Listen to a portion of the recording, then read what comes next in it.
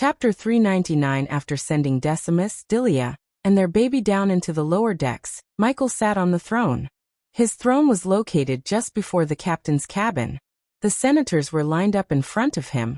They were made to kneel down. Connors remained a couple of meters back from the senators. "Where are we? Let us go. Whoever you are, you just made a huge mistake." Few of the senators dared to threaten Michael. Since they were blindfolded, they didn't see his frightening figure. At the moment, Michael's full focus was on Vibius and Connors. Of course, Michael had no idea about Connors' deeds. If he knew Connors killed Jack, Connors would have been bleeding on the floor. While he was waiting for Gibson and Maxine, Michael closed his eyes, calming himself down. He could feel the bloodlust inside him yet again. "System, when will you have the answers to my problems?" Michael asked the system. When he upgraded the system, he thought he would have his answers. However, the system asked him to upgrade it once again, but the system gave him no guarantee that it would have answers for his third persona problem if he upgraded it. He was asking questions related to his bloodlust. He got no answers except the system's notification, asking him to upgrade it. "Please upgrade the system. System level is too low to answer the host." "What about the other matter? Do you have the schematics and the parts?" Of course, the schematics and the parts would cost the host 10,000 badass points. After upgrading Inventor skill to star level 4, he got 200,000 badass points. To upgrade the skill to 5-star, the system required 180,000 points. Because he had to go to a new realm, he decided to save enough points. The 10,000 points for the schematics and the parts were absolutely necessary. The device in his mind required one important resource that he lacked until now. If he could build the device, it would give him a huge advantage over the Guardians in the southern continent. "If I'm right, I can build 7 devices with the parts. But I still need more of them to make the device work." As he was thinking about the new device, he saw Gibson and Maxine climb out of the lower decks. Gibson seemed more relaxed. When he issued the order to kill Dilia, Michael noticed Gibson's face become pale. Obviously, Gibson was questioning his judgment to follow Lucifer at that moment. Although Gibson was a pirate, he wasn't cutthroat or an evil person. Michael knew he was a soldier before becoming a pirate. If he ordered to kill Decimus, Gibson wouldn't have felt a thing because Decimus was trying to screw things up for Michael. But Dilia and the baby were innocent. They did nothing to him. Hence, when Michael ordered Maxine to kill Dilia and injected the baby with something, Gibson was startled. As usual, Michael expected everything. Hence, he ordered Maxine to reveal everything to Gibson when they were away from the senators. He was ruthless but not evil to inject the baby with poison. Decimus would forever be afraid of Lucifer, thinking his child could die any moment if he messed with Lucifer again. The child, however, was injected with nothing but water. "It's done, my lord." When she came to his side, Maxine said with enough volume to let everyone hear her. She stood on his right side while Gibson stood on the left side. "Take off their blindfolds," Michael asked as Maxine nodded before making her way to the senators. In a few moments, she removed all the blindfolds, letting the senators finally take a look at where they are and who they are dealing with. The 5 senators blinked several times to make their vision clear. After a few moments, their eyes landed on Lucifer. Gasp! The moment they saw him sitting on his frightening throne made of skulls and bones, they gasped in shock. Their bodies began to shiver. "Shut their mouths. They don't need to speak," Michael ordered Maxine. While they were still in shock, Maxine used the cloth that was used as the blindfold to cover their mouth. Not him and him. When she was about to wrap the blindfold around Vibius' mouth, he stopped her. The other senators turned sideways to see Vibius. They were slightly relieved for a moment, but seeing Vibius was also tied just like the rest of them, they started to panic. Senator Vibius and Guardian Connors. Connors was stunned as black lines appeared on his forehead. He couldn't guess how Lucifer knew about his identity. Instinctively, he looked down to see his space ring missing. Michael stared at the scared faces of the senators for a few moments. On second thoughts, with a flick of his wrist, he took syringes filled with emerald green liquid out of his space ring. Some of the senators squirmed in fear. Connors and Vibius stared at the syringes slowly floating towards the senators. They stopped in the air a couple of inches away from the senators for a moment. Pulch! Then several seconds later, each of the senators was stabbed by a syringe. In a few blinks of an eye, all the senators collapsed onto the floor. Vibius felt dread in his core. He wasn't sure if they were alive or dead. Since he saw issuing an order to kill a commoner and poisoning a baby, Vibius didn't lean much on the side of the senators being alive. You've been a bad boy, Senator Vibius. Sending troops to harass the border soldiers of Giselle, ordering the soldiers to wipe out a few villages, buying hundreds of slaves, and robbing people of their freedoms. The list goes on. He was disgusted by Vibius. The only reason Michael had not killed him yet was the item he received from Vibius. He then turned his gaze towards Connors. Tell me, Guardian Connors, you people calling me evil demon and dark lord. Is he not evil? Michael pointed at Vibius. He would have been evil if he wasn't much use to your guild, am I right? The Guardian Guild disgusted him the most, even more than Vibius or any slave traders in southern continent. If he could, he would wipe out the entire Guardian Guild in front of Noah and Andreas' eyes. He wanted to prove the Guardian Guild was nothing but a corrupted organization filled with scumbags. Compared to them, the Order of Death didn't look evil at all. Connor didn't answer but stared at him without uttering a word. He was thinking of a way to leave this place alive.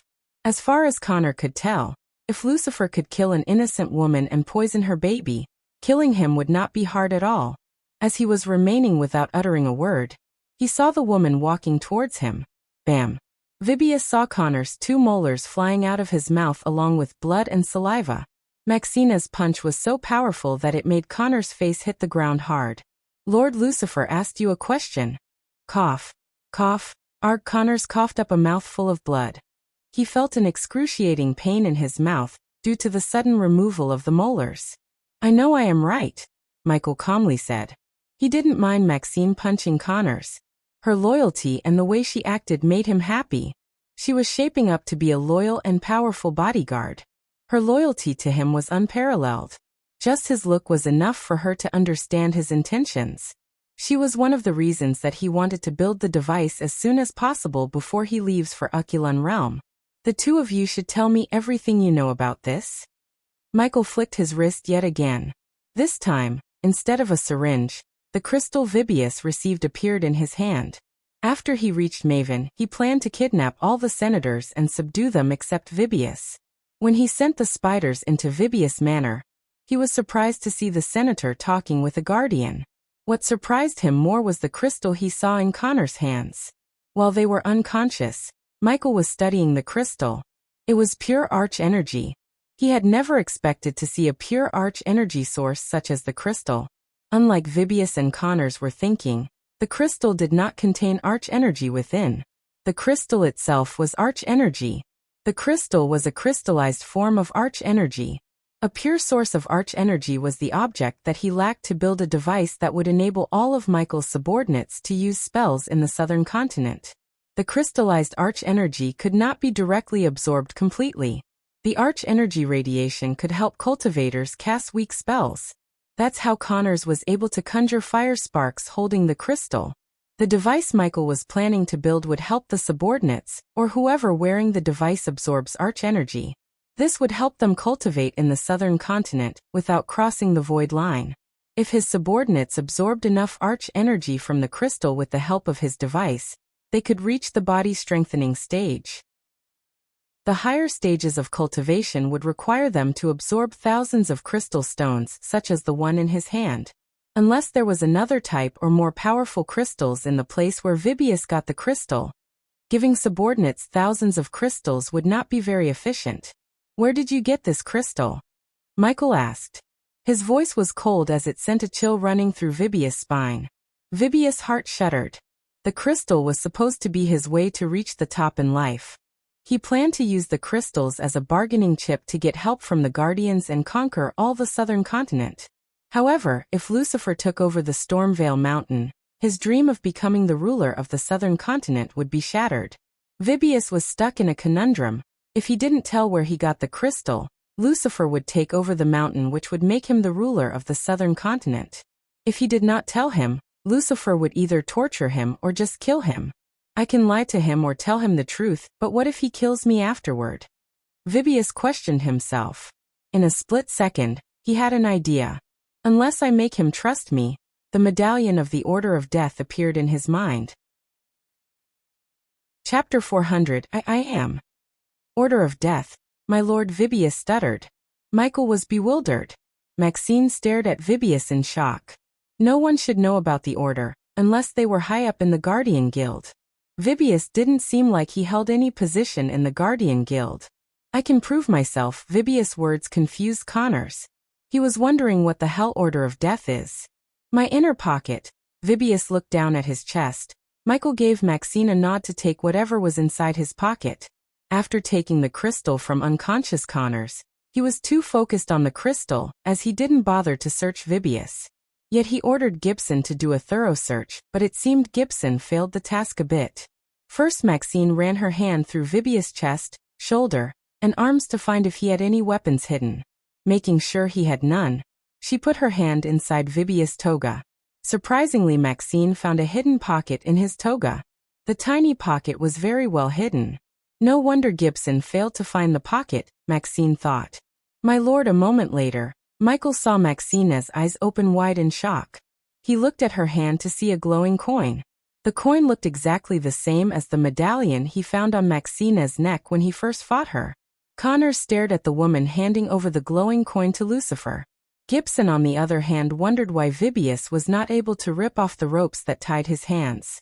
He knew the medallion on her chest is the reason for her monstrous strength. If he used the ropes to tie Maxine, she would rip it off in a mere second. Vibius could have done the same if he had worn the medallion from his birth. He kept the medallion in a locker instead of wearing it. His ancestor worried that the medallion was making the wearer a slave to the Dark Lord. Hence, Vibius chose not to wear it just in case. Plus, he never believed in the Dark Lord's existence. In his mind, he thought it was all made up by the elders of the order to scare people into submission. After all, he knew fear makes people submit. For a few moments, Michael just stared at the glowing medallion on his palm. He could feel the pulsating energy coming from within the coin. The energy pulses were not as strong as Maxine's coin. Somehow the medallion felt weaker than Maxine's. Anyway, this proved Vibius was one of the descendants of the elders who survived the Guardian attack. Before seeing the medallion, Maxine wanted to end Vibius' life. She started to have as the medallion basically made them brother and sister in arms. Loyalty to the Dark Lord and the fellow members of the Order was what made the Order so powerful enough to rule the world from shadows for centuries. But a betrayal from one elder collapsed the entire Order as though it was a house made of cards. Your ancestor, Damien Zane. We are the Zane family, my lord. Vibius hoped the Dark Lord don't know about his ancestors' secret deals with the Guardians. Only one in the world knew about Damien's betrayal, and it wasn't the Dark Lord. You are a descendant of my worshippers. Vibius saw him rub his chin. Since you are a descendant, I'll let go of your sins. But only if you tell me where did you get the crystal. Obviously, the crystal was found in Stormvale Mountain. Why else would Vibius have sent his troops to occupy the mountain despite the peace talks and agreements? Still, Michael wanted to hear it from Vibius, just to make sure he was telling the truth. Stormvale Mountain, my lord. I can show you the operation. Vibius was not an idiot to lie to the Dark Lord. If he was right, the Dark Lord would already know about his attack on Stormvale Castle. He always had a weird feeling about what happened in Giselle. The entire Senate wiped out in an explosion, Caius being the sole survivor, and then him replacing the Senate with his underlings seemed too coincidental.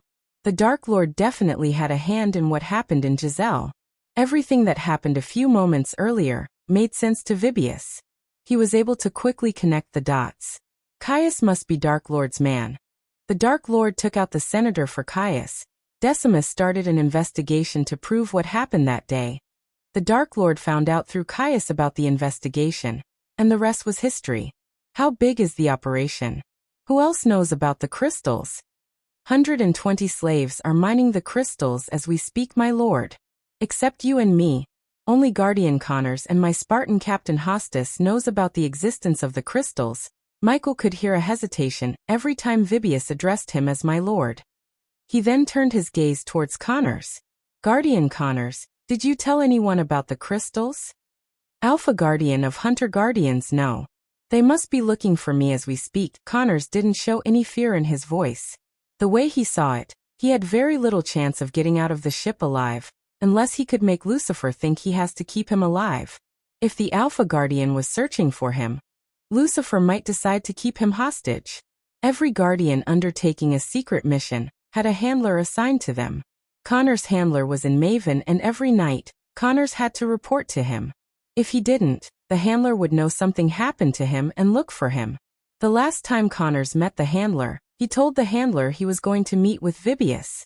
Hence, the handler would definitely start to look for him from Vibius Manor.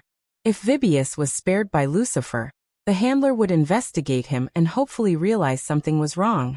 Otherwise, the handler would investigate both Vibius and his disappearance. These investigations would often lead to calling the Hunter Guardians, who were specialized in tracking and investigating. Connors just hoped the hunters would somehow find him. All he had to do was stay alive until they did. Is that so? Connors heard him chuckle. Michael already decided what to do with the Guardian. Therefore, he wasn't worried about whether he was lying or not. He turned his gaze back at Vibius. Are you willing to serve me and honor your ancestors, Vibius Sane? Gibson had a bad feeling in his gut. When Caius was telling about what Vibius was doing to amass military power, he saw Lucifer's eyes flicker in red.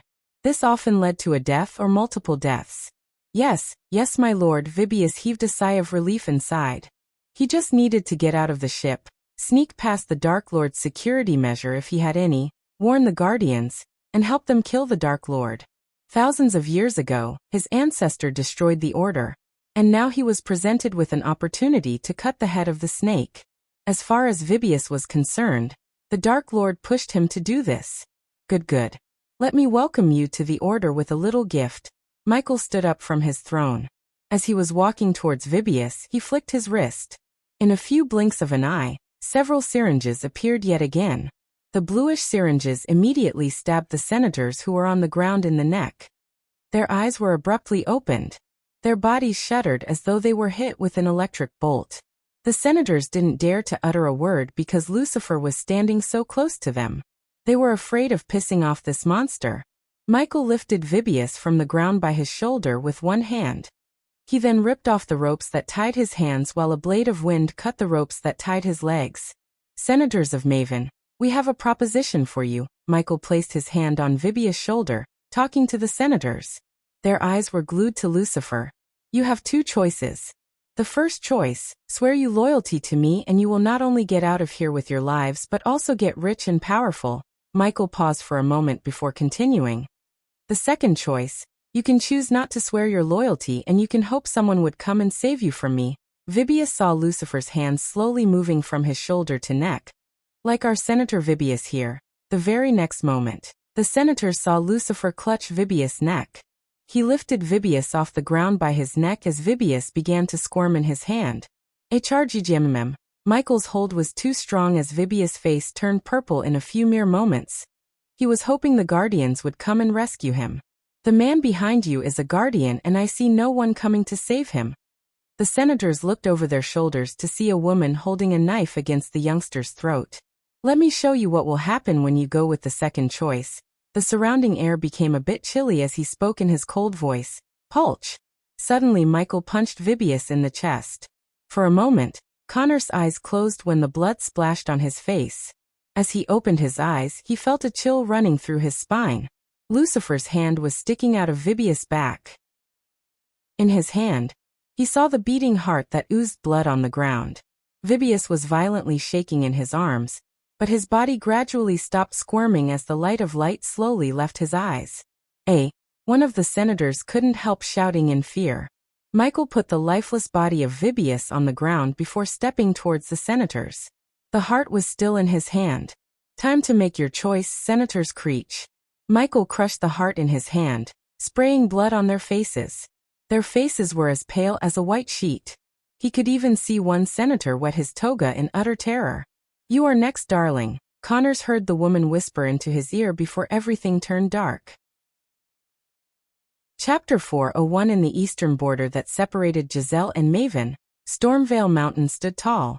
The mountain range was almost 1,000 miles long and reached 40,000 feet at its highest point, and many of its slopes were extremely treacherous. Most of the lower range was covered in a dense forest. Not even a single ray of sunlight peeked through the stormy clouds above the mountain.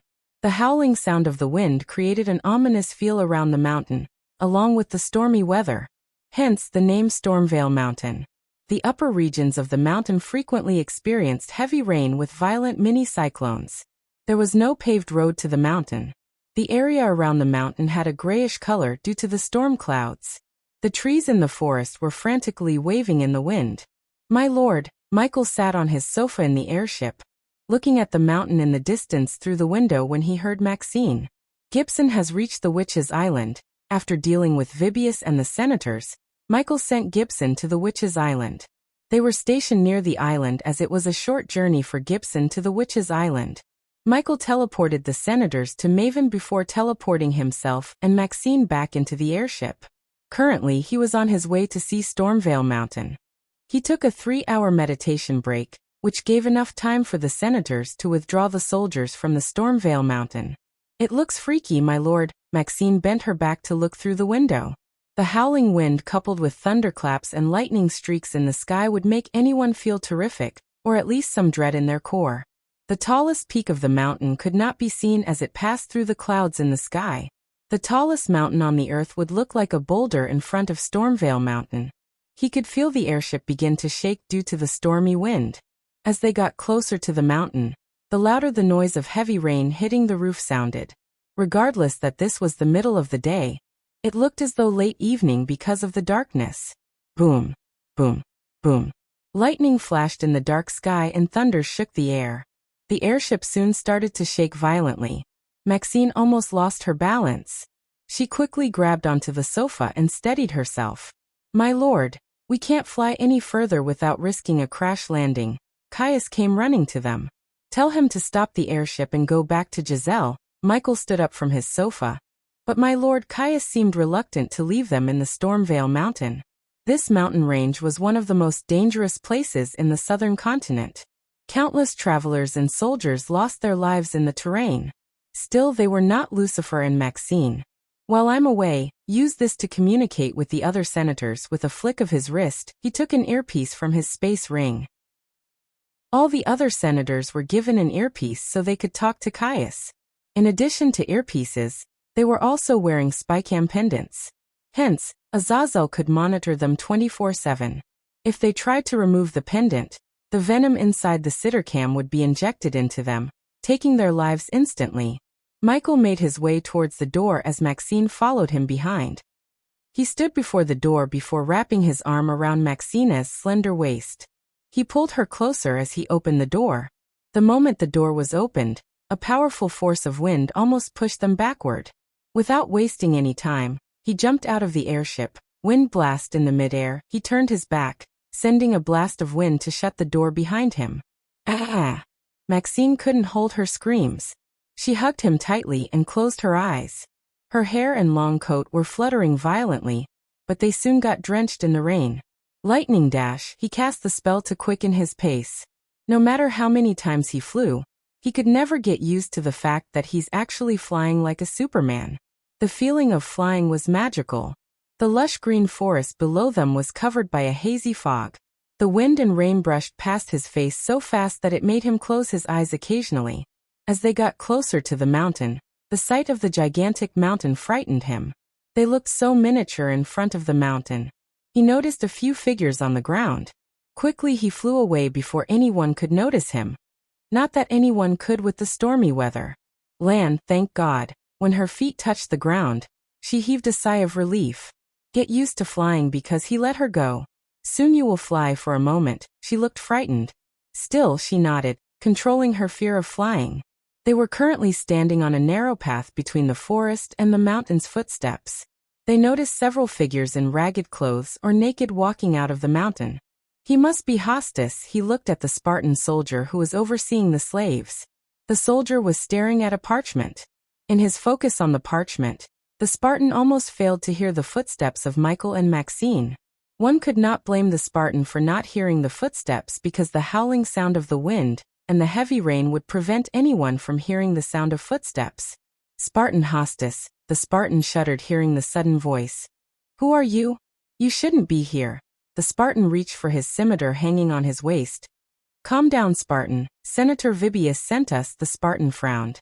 Despite the golden helmet with a huge red feather, Michael could still notice the frown on his face. Still, he couldn't see his face completely, but he never cared about how the Spartan looked under the helmet. I never heard anything about someone visiting the mountain from Senator Vibius. Hosta's hand was still on the hilt of his scimitar. Obviously, he didn't believe them. Senator gave us this. Michael slowly put his hand inside his coat pocket as the Spartan stared at him without batting an eye. See, when Hostas saw Michael taking out the crystal, he was stunned. We don't have much time to play around, Spartan. Giselle's Spartan army is on its way here. Michael handled situations like this before back on Earth. When the opposite person was in doubt, rushed them, giving them no time to think. Until he learned as much as he could from Hostas about the mining operation, he didn't want to kill him. That was the reason Hostas was still alive. What? Spartan army? Shit. You can mumble later, Spartan.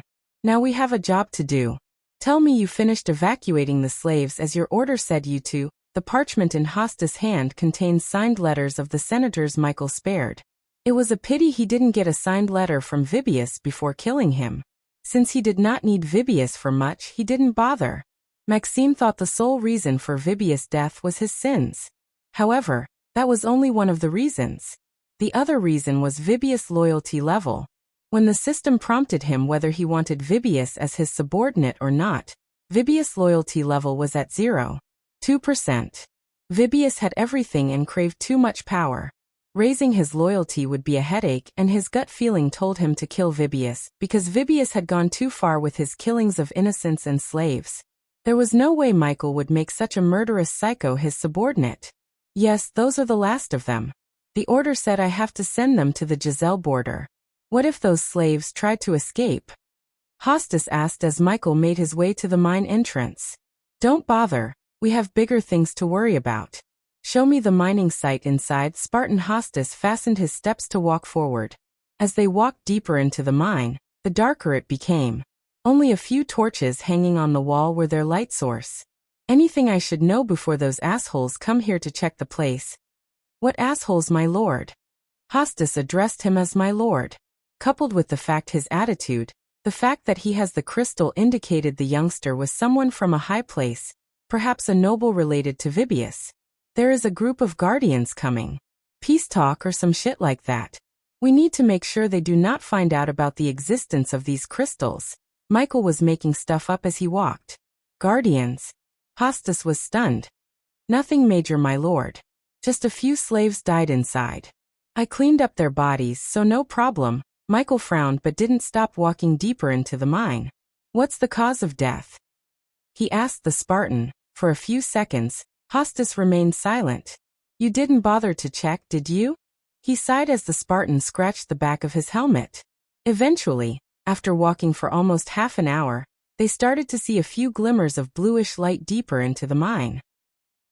Soon the narrow path opened up into a large spacious area where they saw crystals in the walls, ground and above them. Hundreds of people could occupy the area. It was enormous. He could see the crystal in various sizes. On the other side of the area, he noticed a narrow opening as well as tools such as hammers, shovels, crowbars and large picks. Where does that lead to? Michael pointed at the narrow opening and asked Hostas. Deeper into the mountain, my lord. Those slaves died caving the pathway. Why did they die? What's on the other side? Michael had a bad feeling in his gut. With utmost caution, he made his way to the narrow path through the rocky ground. New chapter of Roll 2 is up. Link is in the comments section. Hi, my wonderful readers. I take this moment to thank my dear friend and fan God of Cat for reforming my server and being a huge help in the making of Roll 2. Thank you, buddy, for helping me these last couple of weeks. You've been a wonderful friend. Chapter 402. Michael was squeezing through the narrow crack to get to the other side. Hostas followed him behind while Maxine entered through the crack last. As he squeezed through the crack, the torch he had in his hand got put out. The sudden darkness worked in his favor though.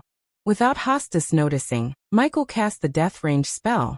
His strength exploded thanks to the darkness. He pushed the rock in front of him while pushing back the rock behind him using his back. The narrow crack creaked as it got wider. Maxine could breathe a little considering the narrow crack became wider. Although Hostis felt the crack widening, he didn't think the youngster before him had the strength to move the mountain literally. "My lord, can you see the other side?"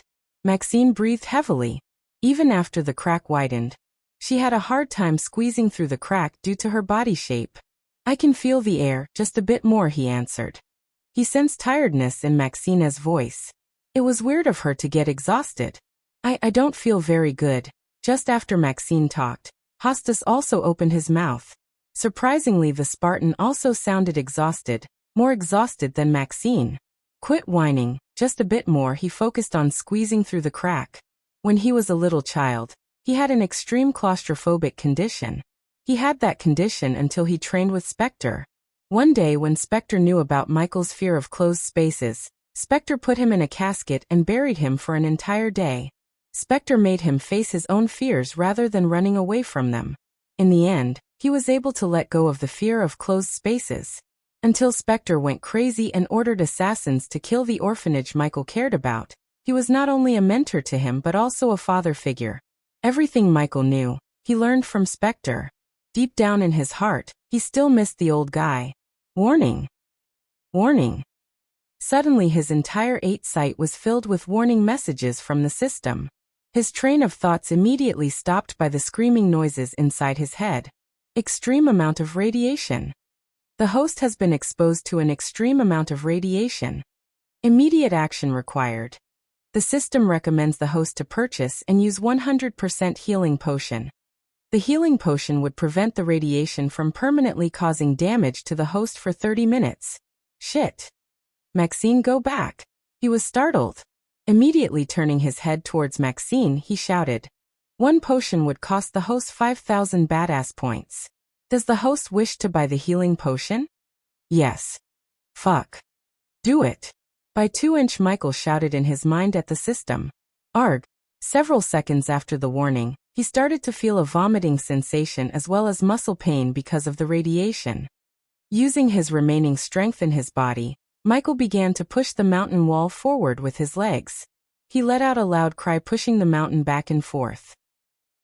He was not strong enough to move the mountain, but strong enough to widen the crack several inches more, which would make escaping the narrow crack easier for Maxine. As he made the crack open wide, the system gave him the healing potion. He wasted no time as he immediately chugged the entire potion in one gulp. Maxine, drink this. He completely ignored Hostis, who was between Michael and Maxine. The Spartan leaned back on the wall to stand straight. He was breathing heavily, completely ignoring Hostis. Michael conjured a ball of flame which lightened up the dark mine. He then tossed the sparkling blue healing potion towards Maxine. The potion was sparkling as though it was liquid gold. Maxine was having trouble standing straight. She felt her muscles become weak and had a killing headache. In addition to muscle pain and headache, she felt like she was going to faint any second. Still mustering all the strength in her body, she raised her hand, catching the potion in the midair. Wind blast. Just like him, Maxine too chugged the healing potion in one go. The moment she finished the healing potion, Michael sent a powerful blast of wind towards her. The powerful gust of wind pushed both Hostis and Maxine out of the narrow crack. Unlike Maxine and Hostis, he didn't run out of the narrow crack, but pushed himself deeper into the crack. Lightning dash, he cast the spell and willed the system to equip his Lucifer armor. In a split second, he transformed into his complete Lucifer form. The metal plates attached to the armor scratched with the rough walls on either side, creating sparks of fire. If it wasn't for the armor, the skin on his arms would have been scrapped off like a carrot by the rough walls. With the help of Lightning Dash, he pushed himself out of the crack. Whoa! Michael's reflexes saved him yet again, as he was just an inch away from falling down into a pit below him. The ground ended after several meters from the narrow path opening. What in front of him was nothing but an endless dark pit. Wow, he looked down into the dark pit. The hole was as large as the meteor crater of Arizona or wider. He could not see the end of the dark pit. It was pitch black. What is this place? He looked around in shock. Above the crater, he was able to see countless crystals brighter than the one he got from Vibius on the roof. These crystals were blood red and bigger in size. However, Michael was afraid to fly to the crystals and mine them without knowing what was lying inside the hole. System, if something went wrong, buy a teleportation scroll and teleport me and Maxine to a safe distance. Is the host planning to jump into the endless pit? Of course not. He took out a drone from his space ring. Standing on the edge of the crater, he looked down once again before sending the drone flying down into the deep dark pit. His heart was pounding against his chest. The mere sight of the gigantic pitch-black pit freaked him out. Azazel, are you seeing the footage of the drone I just deployed? Yes, my lord, Azazel's grim voice sounded in his head. System, record everything. He could see the footage being captured by the drone in his mind. The drone disappeared from his eyesight, yet he noticed nothing but darkness. Suddenly a ground-shaking groan emerged deep from the pit. The very next moment, the drone footage disappeared before glitching. The drone crumbled into bits and pieces. Shit. Michael's legs took steps backward in fear. Lightning dash, he immediately cast the spell, wasting no time. Under his skull mask, his face was pale as he was drenched in sweat. He never felt overwhelmingly terrified before in his life. He ran away from the pit without even turning back. Screech. The armor collided with the walls, producing sparks as he dashed away from the pit. The armor was completely disfigured and lost its shiny metallic black color. Boom. As he exited the narrow crack, he stumbled down and went sliding for a couple of meters before stopping. My lord! Maxine shouted, seeing him coming out crashing down. However, before she could run towards him, Michael kicked up. He didn't stand still but yet again activated a lightning dash towards the narrow crack opening. This time when he reached the opening, he didn't squeeze through. He grabbed the two sides of the mountain and pulled them closer using all of his strength. Arghhhhhhhhhh. His shout echoed through the mine. Every single muscle in his body popped up as the armor began to crack. There were also cracks formed up in the walls of the mountain, on either side of the narrow opening. Maxine was completely stunned by his show of raw strength. She saw the narrow opening closing up inch by inch. It seemed like he was moving the mountain itself. Closing the opening was not easy at all. He could feel his consciousness drifting away. Yet he pushed himself to the absolute limit, because what he saw was nothing but death. He stared death in its eyes and came back. Boom! Eventually, after several seconds, the crack finally shut, producing a booming sound. Maxine came running to him when he collapsed down to the ground. She didn't worry about Hostis because the Spartan bled to death. It was a horrible death. He bled through all the pores and holes in his body. He kept twitching like a fish out of the water before losing his life forever. My lord, what happened? Maxine knelt on his side before taking his head in her hand. She placed his head on her lap. System. Michael mumbled under his breath using the last bit of his strength. Teleport, dark forest. Maxine felt the air around her become chilly. She had experienced this before. Hence, she held Michael closer and closed her eyes. When she opened her eyes, she was in a dark, cozy room. What happened? Fuck! Maxine shouted. She was startled by Azazel's sudden appearance. What the fuck are you? It's not important.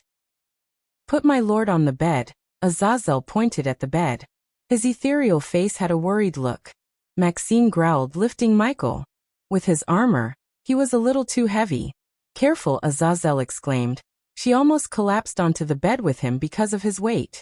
The moment you go back to the mountain, close the area you were in. Maxine didn't know what the hell is the figure floating before her, but she could sense the fear in his voice. Do you know what happened and why Lord Lucifer closed the opening? Dormant Hydra, both of them heard Michael's voice. They turned their heads to the bed to see Lucifer standing up. The Hydra is in Stormvale Mountain. Hi my wonderful readers. This day completes my 2 years journey as an author.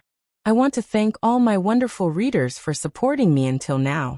Your comments, reviews, and criticisms not only boosted my happiness, but also made me a better writer. I am extremely happy and honored to announce that my third book, Rise of the Legendary Emperor, will be released 23rd of this month. And I'm happier to announce that my next adventure, Dictator with a Badass System, will be released this month. I hope every one of you would continue to lend me your support. The schedule of HBS will not be affected in any way by the new novel.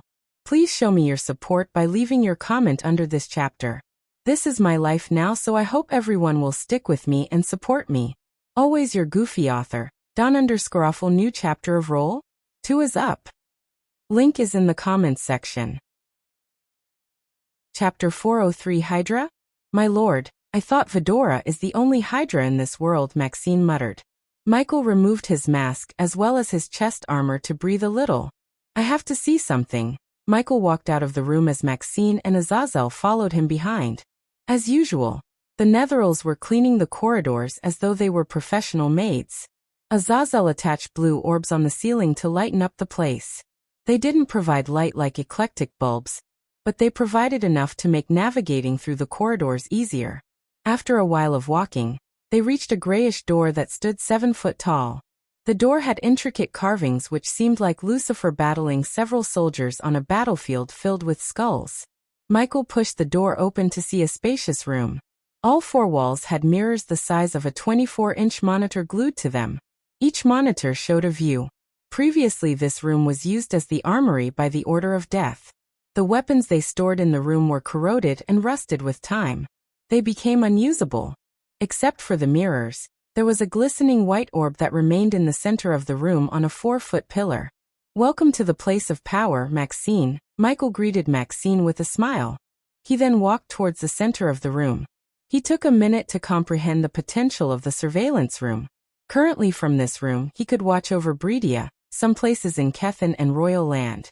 If he could deploy thousands of spiders all over the world, he would have a bigger surveillance system than anyone in the world. The white orb worked as a hard disk.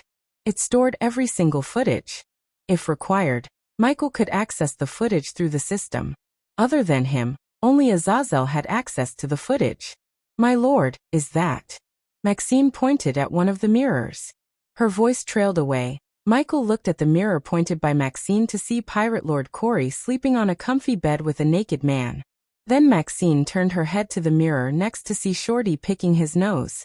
She even saw her old crew having a party on her ship anchored at the Pirate Cove. In her shock, she failed to notice the black mirror that had no footage on the corner of the wall. She couldn't help feeling her privacy being invaded. Are you feeling like your privacy is being invaded, Maxine? As though he was a mind reader, Michael asked what she was feeling. Maxine was stunned by his question. She wanted to shake her head, but she hesitated. Can you see the footage of your room in those mirrors? Maxine looked around the room, staring at every single mirror including the black mirror.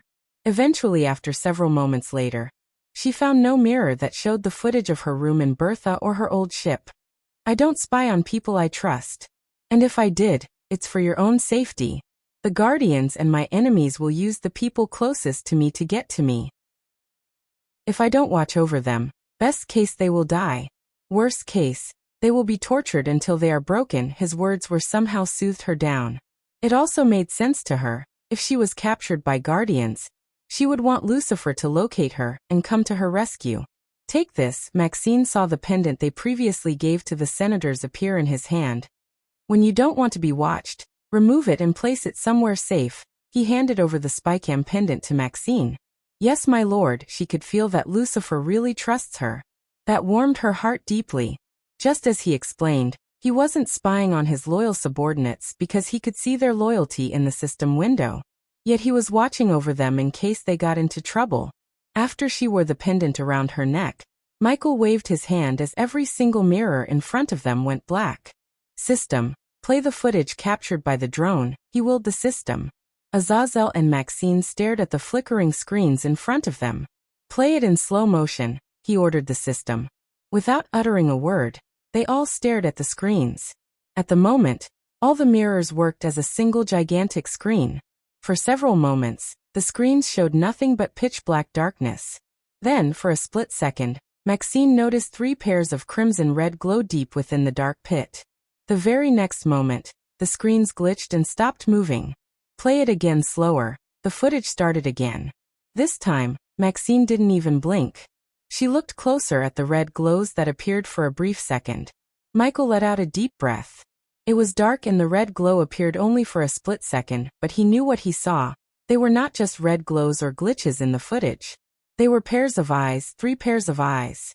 The 3 pairs of eyes, the high radiation, the size of the eyes, and his gut feeling told him that it was the Hydra resting at the end of the dark pit.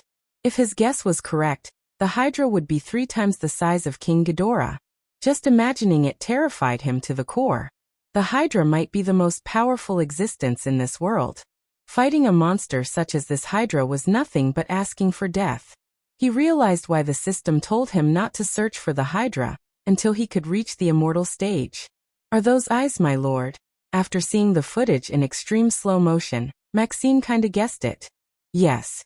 That Hydra is the reason no one in southern continent can become cultivators. Maxine's jaw slightly dropped. It's sucking all the arch energy in the atmosphere. As he said, he flicked his wrist, taking the crystal out from his space ring. These crystals must be the byproduct of arch energy gathering into the mountain. Azazel was hovering behind him.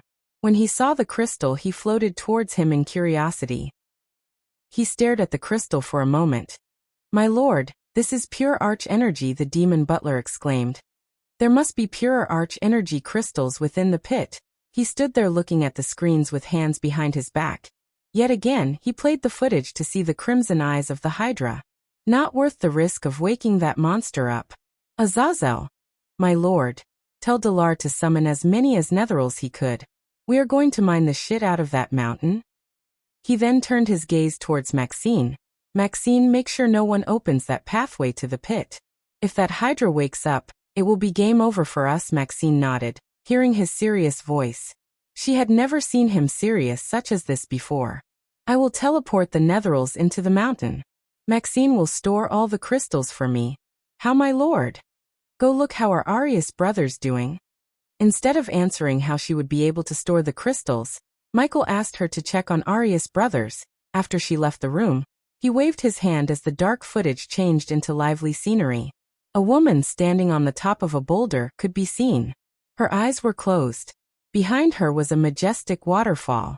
The water sprayed by the waterfall coupled with the sunlight produced a beautiful miniature rainbow behind the woman. Layla Alden. Azazel could recognize her with a single look despite her pregnant belly. The pendant Michael gave Layla was a special one. It had the spider he built as well as a tiny fly that could detach from itself from the pendant and fly around, taking footage of Layla from all angles. He bought it from the system as he lacked the materials and tools to build such a tiny camera. If one knew what happened between Layla and him, they would definitely mark him as a hypocrite. He was infuriated at his parents for abandoning him, but he did the same to the spirit child. Except he didn't abandon the child or Layla. He was watching over them. Only Michael was able to access the footage of Layla. Hence one mirror remained dark showing no footage. He just remained there watching Layla in silence. Take care of yourself and the kid, Layla. Taking a last look at Layla, he waved his hand again as the mirrors went back to their normal state. He then left the surveillance room to resume his work of shadow ruling the world. When he reached his room, he sat on the table and placed the crystal in front of him. Bracelet or pendant?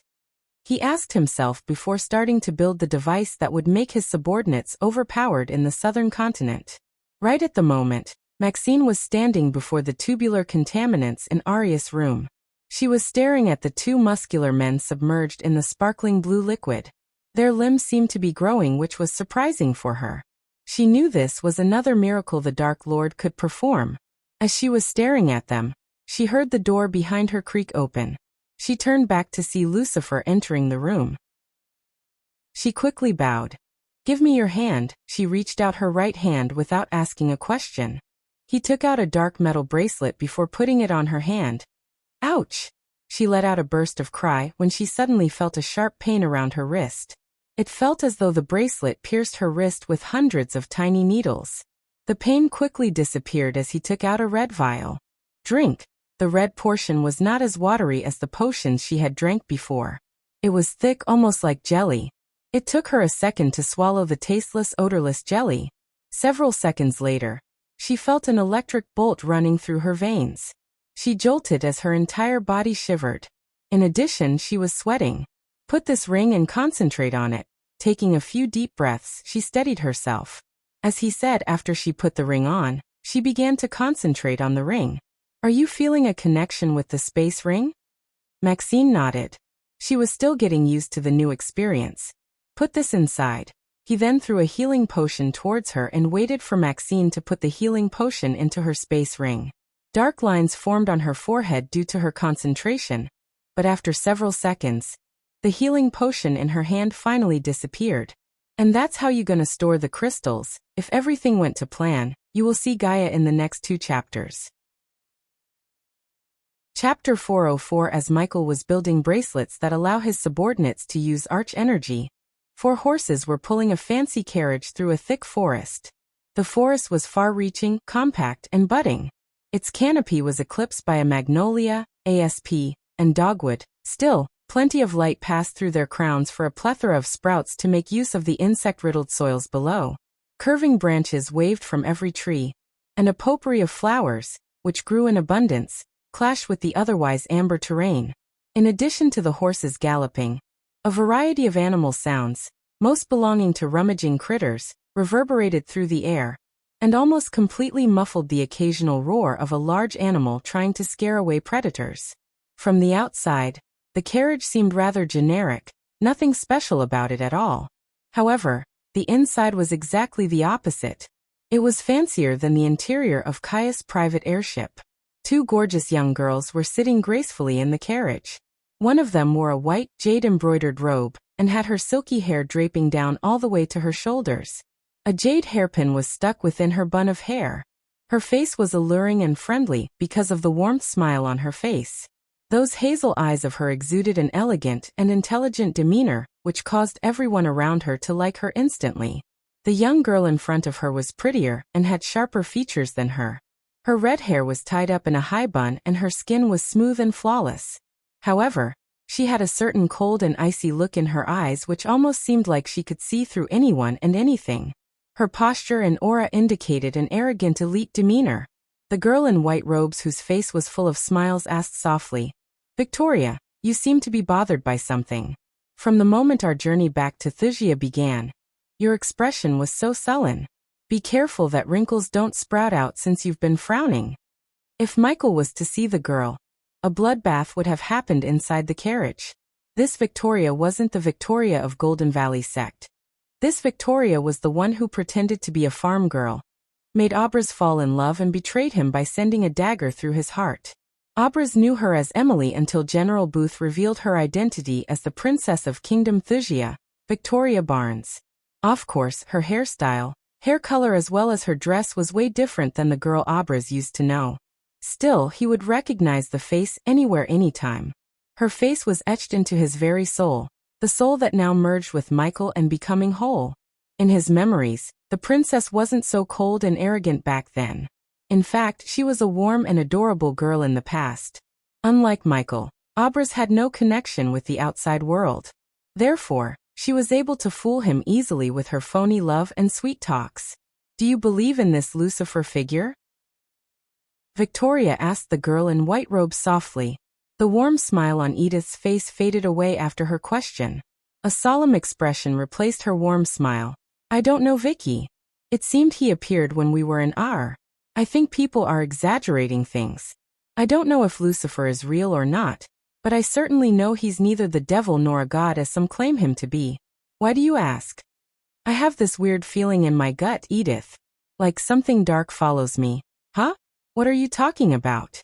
"Lucifer might be just some punk running around killing people, Vicky. If you ask me, he's either not real or he's a murderous psychopath that Guardians needs to apprehend as soon as possible. Is it a coincidence? Lucifer appears claiming he's the devil after we took over the cosmic stream. What if his sudden appearance and cosmic stream are connected?" Her one eyebrow raised like a sharp sword as she talked. "You are overthinking, Vicky. I heard how you guys took the cosmic stream. If you want to blame something, blame the flu that wiped out the people who protected the stream." "No. The flu wasn't natural, Edith. It was made by our alchemists and healers. To subdue the elders protected the cosmic stream." Victoria shook her head gently. Her expression was blank. "Since we are going to be family and form an alliance, you deserve to know the truth." Victoria began to narrate the events that led to the capture of Cosmic Stream. She did not hide anything from her best friend?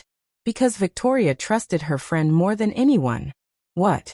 Edith widened her eyes and spoke in shock. Why? Why did you do that? Her hazel eyes contained a tinge of fury. Victoria sighed. It was not by choice, Edith. I can't tell you everything, but trust me, we were forced. It was either taking over the cosmic stream or cleaning up thousands of corpses of my people. Edith remained silent for a couple of minutes. She took several deep breaths, looking at her best friend's eyes. Do you regret it, Vicky? Victoria shook her head. I feel bad for everyone who lost their lives, but I don't regret it. They could have helped millions of people with the stream. Yet they chose not to share with the world, kept it as a secret. Because of what we did, thousands of people are alive now, Victoria replied nonchalantly. What would you have done in my situation, Edith? Would you have chosen to save them and let thousands of innocents die? Being rulers is not always fancy, Edith. We need to make tough choices such as this, Victoria calmly spoke. Your sister wiped out an entire army of the orcs to save a kingdom. The orcs were just following orders, but if your sister didn't do anything because they were just following orders, thousands of humans would have lost their lives that day. Edith's pupils constricted as she became silent for a little while before letting out a sigh. I guess you and my sister are a lot stronger than me. I couldn't have made the choices you two made. But what about him, Vicky?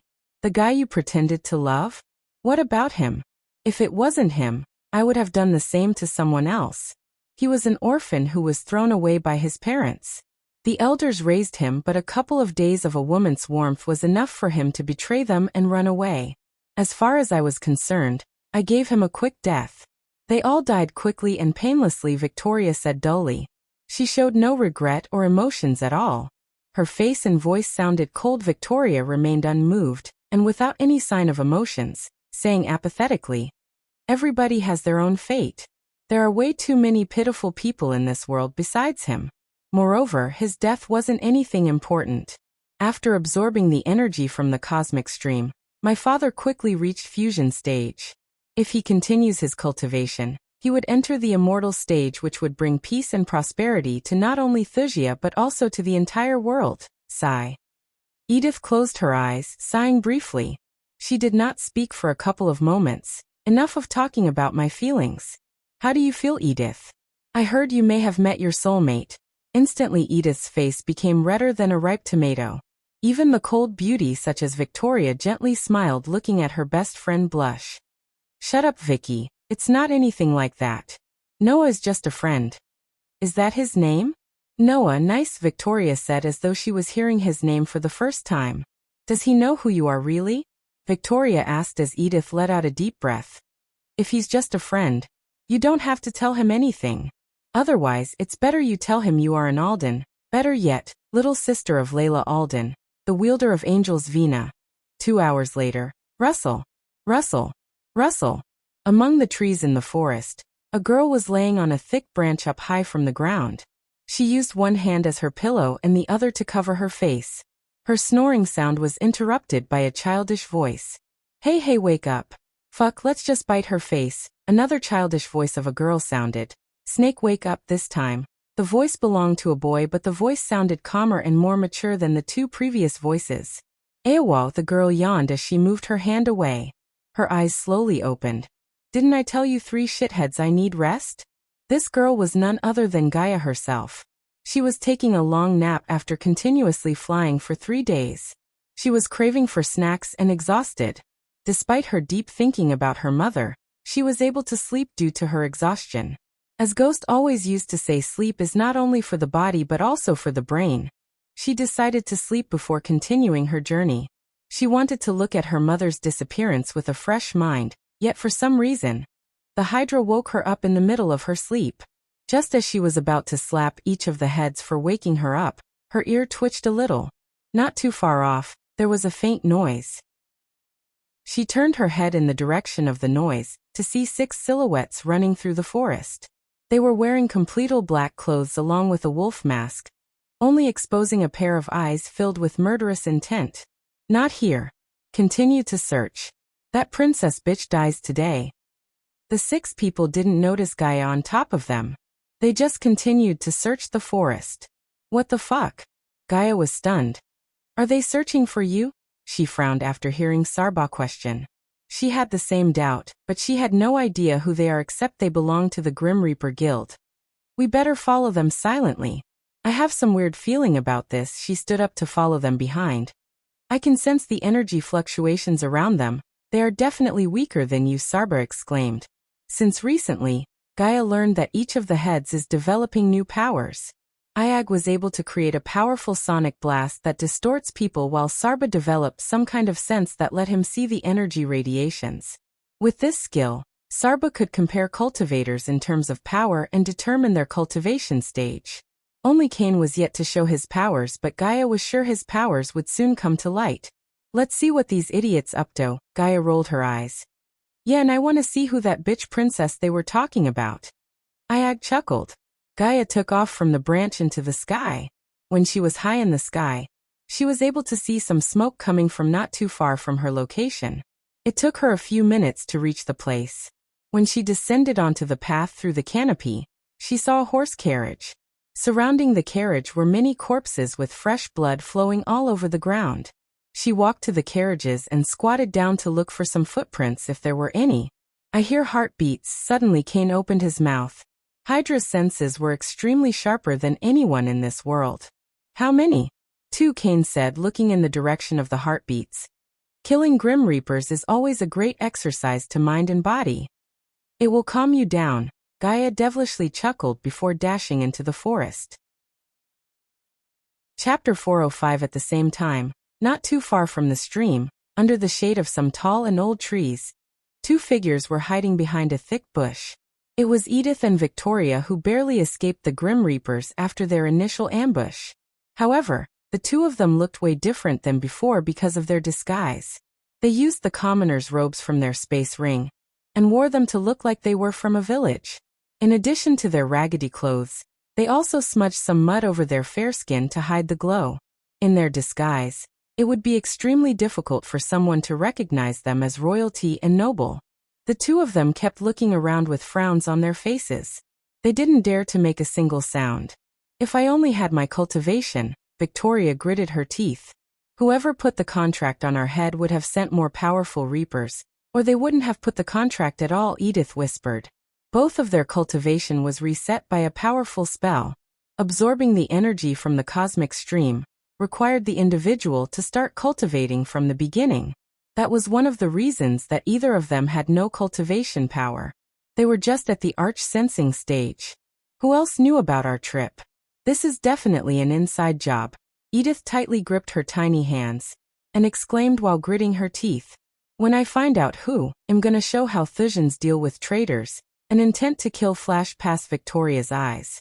She coldly replied, They are definitely at the core formation stage. I can feel it. She then clutched the dragon pendant hanging around her neck.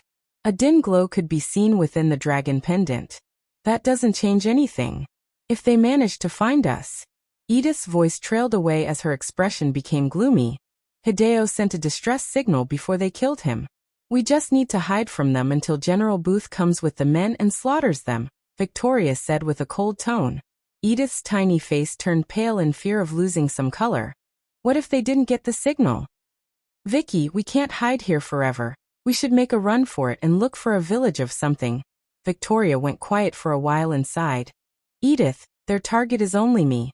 There is a village nearby in the north. I will run in the opposite, distracting them. You make a run for the village. Victoria Barnes. Edith frowned. Instead of calling her Vicky as she used her full name with a stern look on her face. Victoria tried to open her mouth, but turned into a bitter laugh. She nodded. You've always said that with my personality, I'll never find my guy who would want me. But with your temperament, you are not too far off from me, Edith giggled. No, I was just kidding with you in the past. In reality, many guys wish to court you. If all of them were to line up, they would definitely make a circle around the capital. It's just that you are interested in none of them. They might be the same age as me, but the guys who tried to court me are either spoiled brats or weaklings. The highest cultivation among them was only core formation stage level 4. None of them were qualified to be my prince, Victoria replied unenthusiastically. Edith lightly sighed. Why do you always judge people with their strengths? After you rebuild your cultivation with cosmic energy, no one in the world would be on the same level as you. Alignment of hearts is more important in marriage life than the cultivation stage. Love Vicky if he loves you and you loves him. It's enough. The two girls forgot about the danger for a moment and started to discuss life. You know, I heard about someone who might interest you. Who? He goes by the name Ghost. Apparently he's a 5-star alchemist in the age of 21. And he's at core formation stage level 10 for a moment. Edith saw a glint of surprise emerge in her eyes. That is somewhat impressive, but I've seen more talented people in R, and am sure we will meet monstrous talents where we are going. So if you find someone with the qualities you look for there, you will take him as your husband? Victoria snickered. I will still look for some qualities such as when I need him. He must always appear on time. It's not that I need his help, but he should be at my side when I need him. Edith couldn't help rolling her eyes. For God's sake, Vicky. You are so complicated and stubborn. I doubt I would be still alive to see you get your ideal bodyguard. It's not like I have to get married. Me and my father will reach immortality and rule over Thusia forever.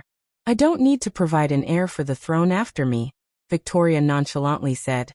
Look at your sister. Did she marry anyone? A woman can get married, but it's not a must. Women should learn to live independently without needing a man. We don't need to be married or mothers to be complete. I don't overthink marriage like you, Vicky.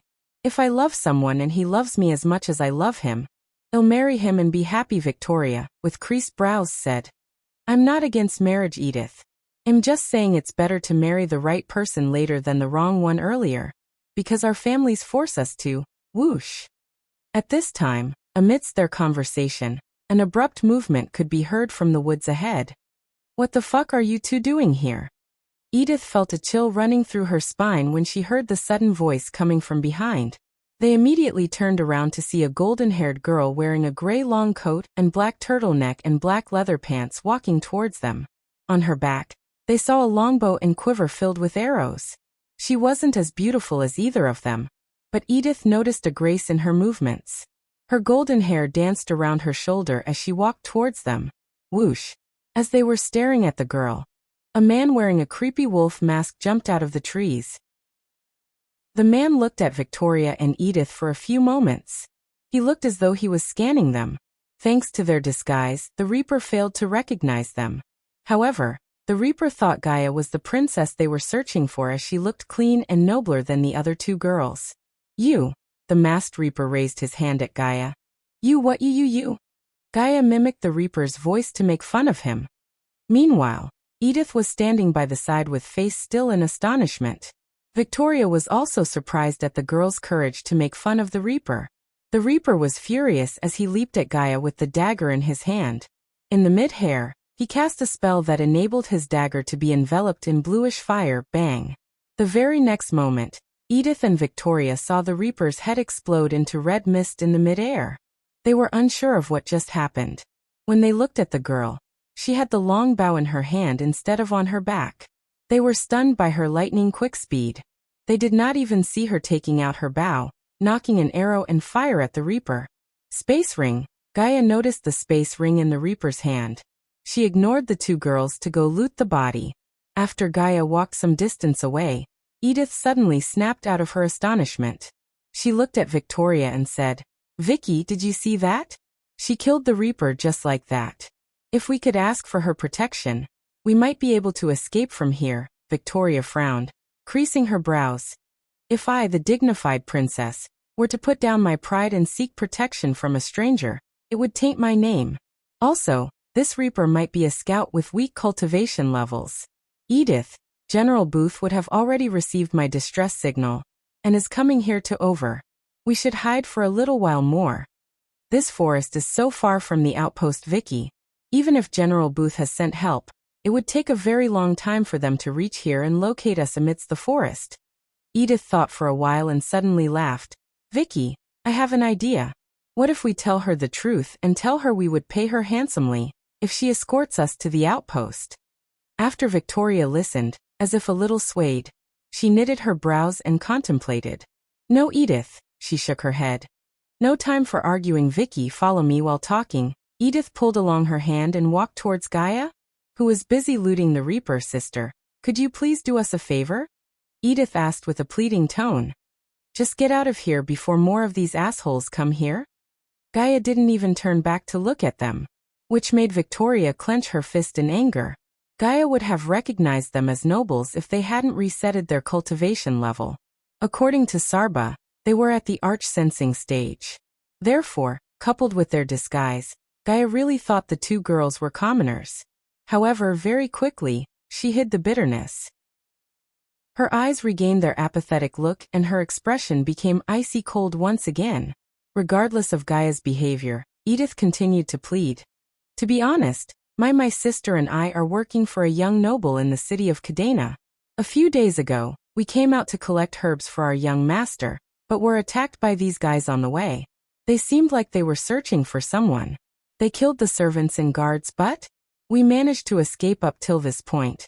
The young master has an outpost nearby. Could you please protect and escort us back to the outpost?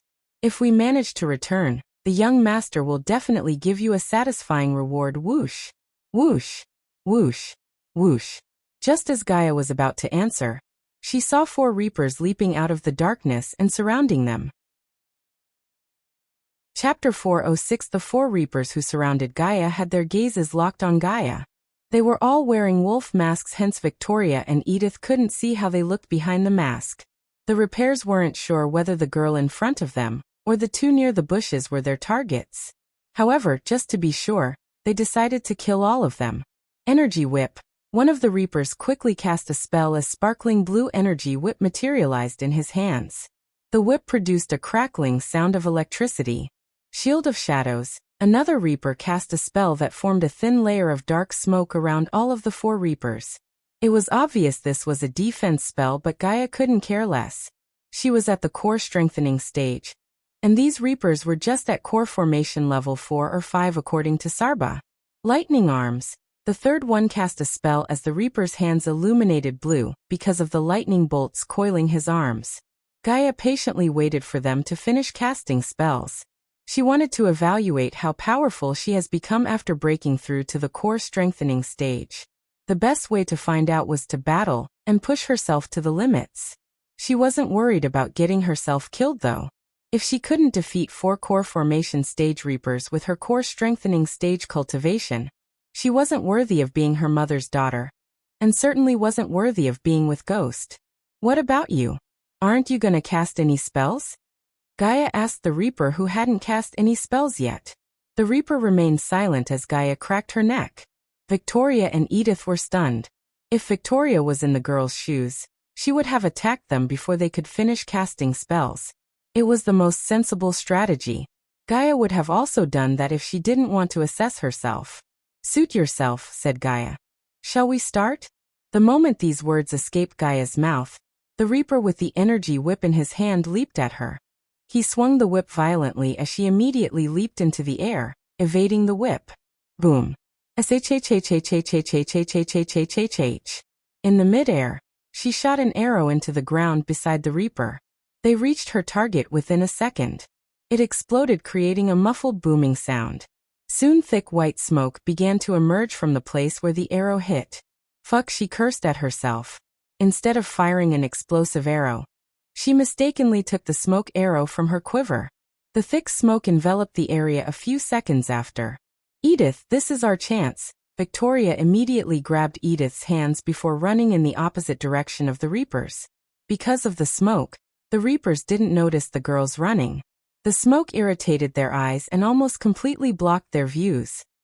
Surprising. Right at the moment, a figure was standing on a tree branch from quite a distance from the Reapers and Gaia. The figure wore metal armor covering his chest and legs, but he exposed his beefy arms.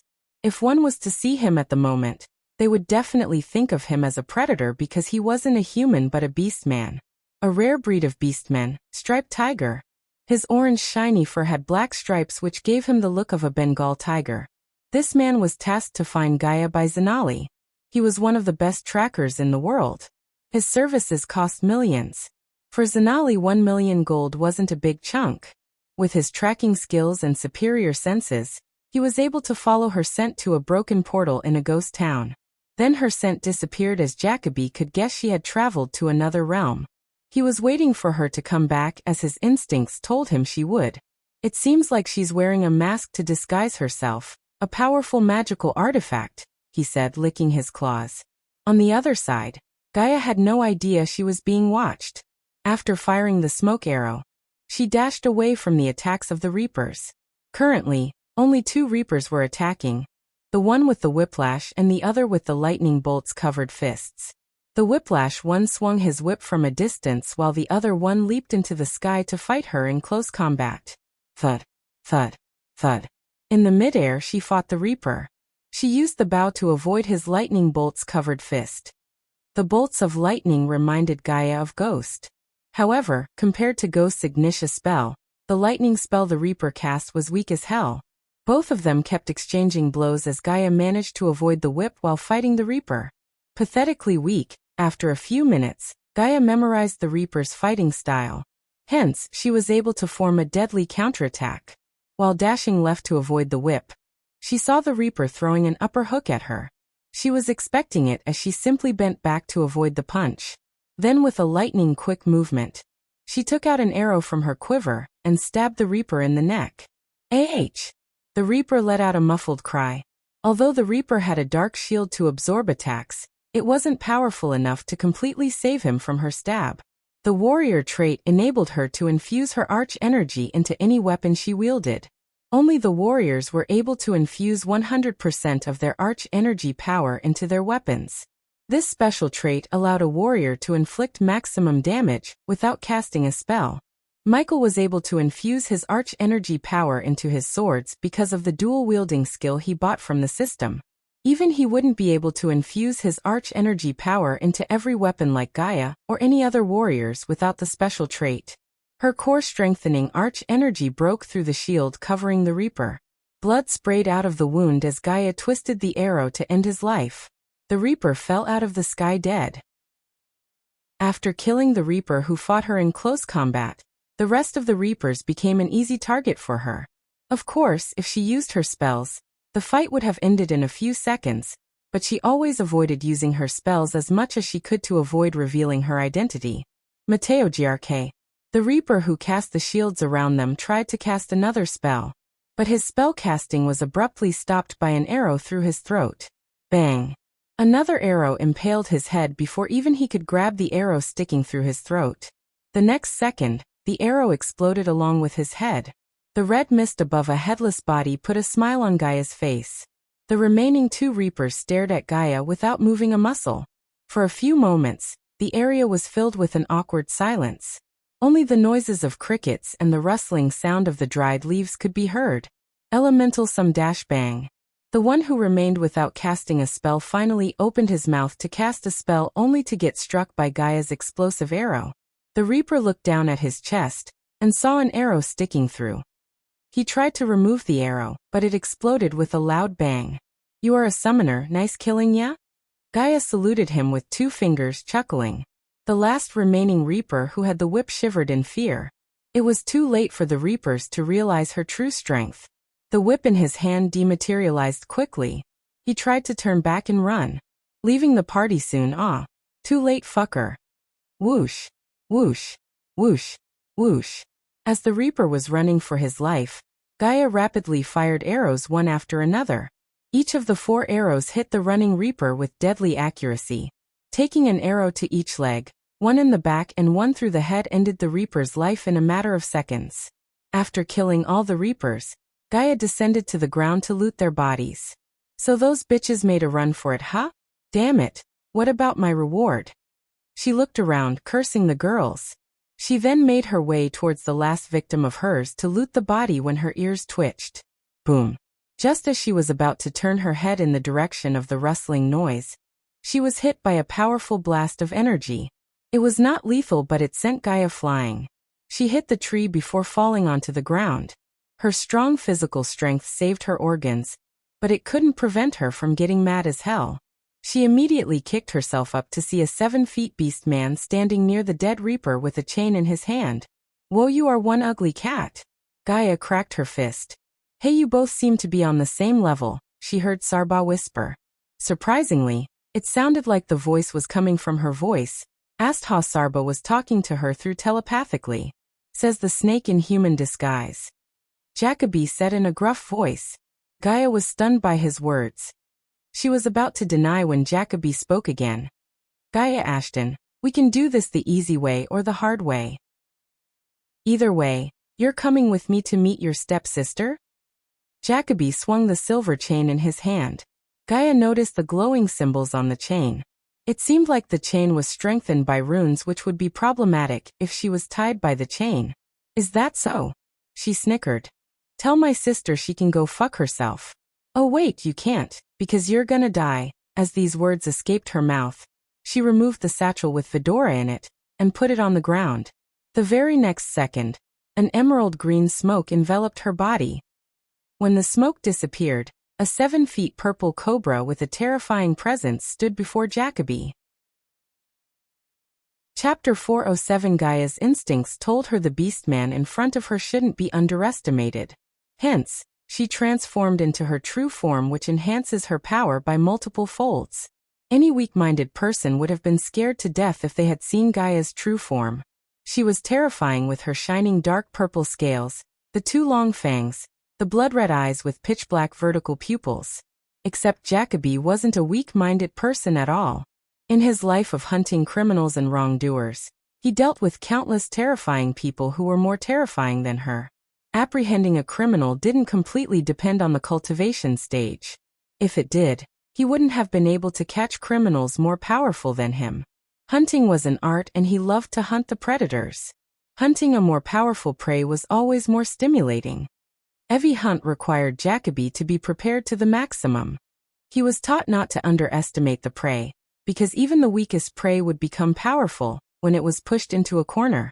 He was provided with tools and accessories to hunt even the stronger prey. In addition to tools and accessories, Jacoby had the knowledge of every strength and weakness of all races, including Nagas. For instance, Nagas were extremely dangerous in close combat. They would spray their poison to surround themselves. If the foe was trapped within the poisonous cloud, the foe would rapidly lose strength, which would lead to the ultimate death. Poison cloud. Gaia hissed as the thick jade-green poison gas shot out of her mouth. The poisonous cloud surrounded the area within a couple of seconds. However, Jacoby didn't even budge. Gaia noticed a translucent mask on his face, which covered his nose and ears completely. Gaia hissed before slithering aside while carefully watching Jacoby. Her vertical pupils were locked on Jacoby. Whoosh. Jacoby suddenly swung the chain in his hand at her. The chain flew towards her, making a sharp ear-piercing sound. She quickly dodged the chain as the chain hit the tree behind her. The poor tree exploded into countless wooden splinters. Both of them were stunned. Gaia was surprised by the speed of the chain, while Jacoby was surprised by the speed of her reflex. Poison flame. Gaia dashed at him, breathing dark green flame. The stream of green flame burnt everything it touched to ashes. Jacoby ran as fast as he could from the fire. He wasn't afraid of using the trees to climb, and leaped to another tree like a monkey. Gaia's aim was perfect, yet Jacoby was able to avoid getting roasted by the flame because of his agility, extreme training, as well as the innate ability he had as a big cat. As a beastman who belonged to the tiger family, he inherited all the abilities of a cat. The green flame torched every single tree that it touched. Soon, a 5-meter radius forest was burned to ashes. Considering there was no canopy above them, the moonlight lightened up the place as though it was a giant chandelier in the sky. Cough, cough. Gaia's green flame finally stopped coming out of her mouth. The next moment, she coughed a couple of times. Whoosh. Jacoby immediately swung his chain at Gaia yet again. In a split second, she tilted her head sideways to evade the chain. She was quick enough to avoid the chain, but the chain managed to graze her neck. Her purple scales were scorched by the chain. The scorched scales became darkish black, losing their purple shine.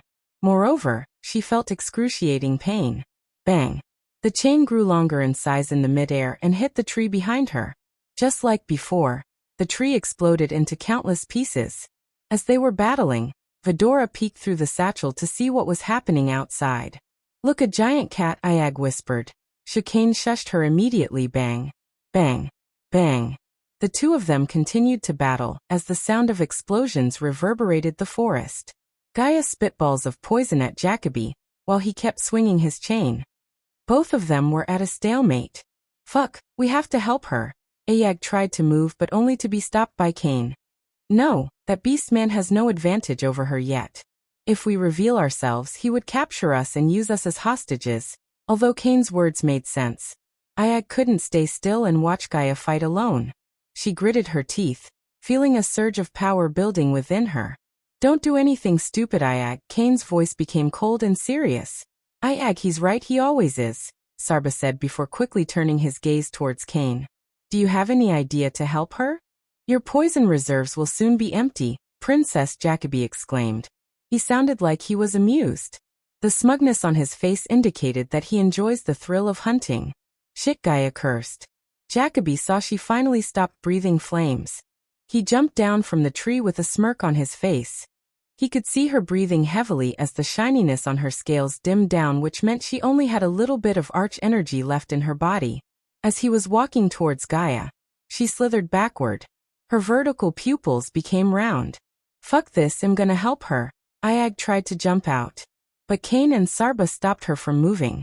She bit Sarba on the neck in anger. Kane quickly headbutted Ayag with enough force to make her let go of Sarba's neck. It's over, princess. You put up a good fight. Not impressive, but Jacoby grinned for the first time since he came. Gaia looked tired. She saw him coming towards her with his chain swinging in his hand. Rather than throwing the chain at Gaia, he kept walking towards her. Since she was weak and exhausted, he thought he could simply apprehend her without wasting the charge in the chain. After tying a person using the chain, it required 1 month of charging before it could be used again. Jacoby didn't think it was unnecessary to use the chain on Gaia and wait a month. He could use this month of time to hunt another one, the big one, Lucifer. As Ayag struggled to jump out of the satchel, Jacoby almost reached Gaia. He stood a few meters away from her with a smirk on his face. Ignitia! Suddenly Gaia shouted, firing an emerald green lightning bolt at Jacoby. Bang! The bolt of lightning was way faster than Jacobus' reflexes. The lightning bolt sent Jacoby flying for several meters before he hit the tree and fell down. His chest armor had a hole in it as he felt excruciating pain. He looked down to see the fur on the palace where the lightning bolt hit, and got charcoaled. The smell of burned hair slowly permeated the air. Whoa, that's Ghost's spell. When did she learn that? Sarba was surprised. Ignitia! Ignitia! Ignitia! Ignitia! On the other side, Gaia kept firing bolts of lightning one after another at Jacoby. Several bolts hit him precisely. If it wasn't for his strong physics and the armor, he would have been dead by now. He kept running chaotically. The shininess on her scales came back. He couldn't help cursing at himself when he saw the shininess on her scales return. Obviously, she used some kind of technique to pretend she was exhausted and fooled him. I never wanted to do this, you pushed me. Jacoby growled while running. Shit shit shit, Kane suddenly began to curse. The other two heads were confused. They had no idea what made Kane upset. As far as they could tell, Gaia was kicking Jacobus' butt. However, soon they realized what made Kane upset when they saw Jacoby running towards them. They quickly put their heads back into the satchel. Fuck! Gaia realized what was his plan, but it was too late for her to stop him. With a final leap, Jacoby landed near the satchel. Just as she was about to dash towards him, he grabbed the satchel. Jacoby saw the look in her eyes. She was worried sick.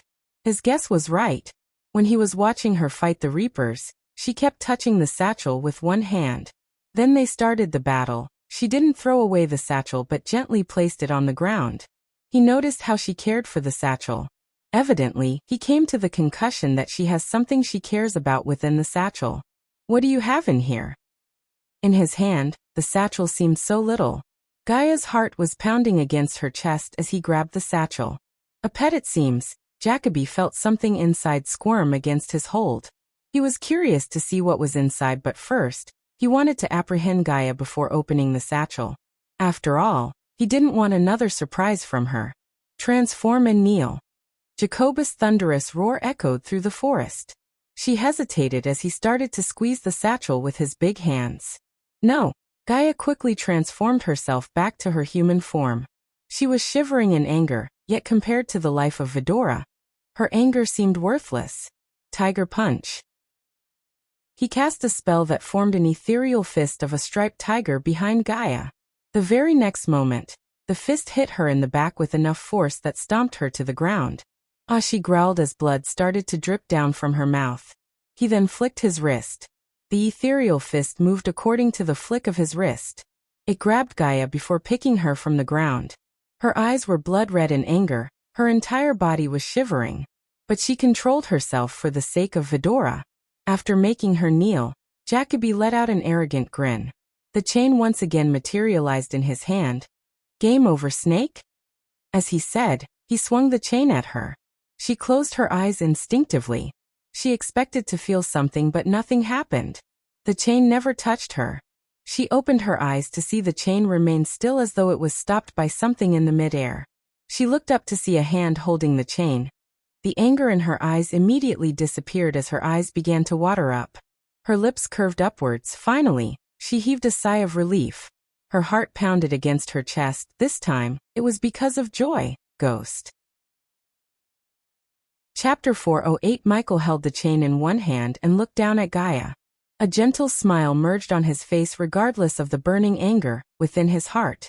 I will take care of this. With the other hand, he ruffled her head playfully. Then he stepped forward, shielding her with his body. Jacoby furrowed his creases.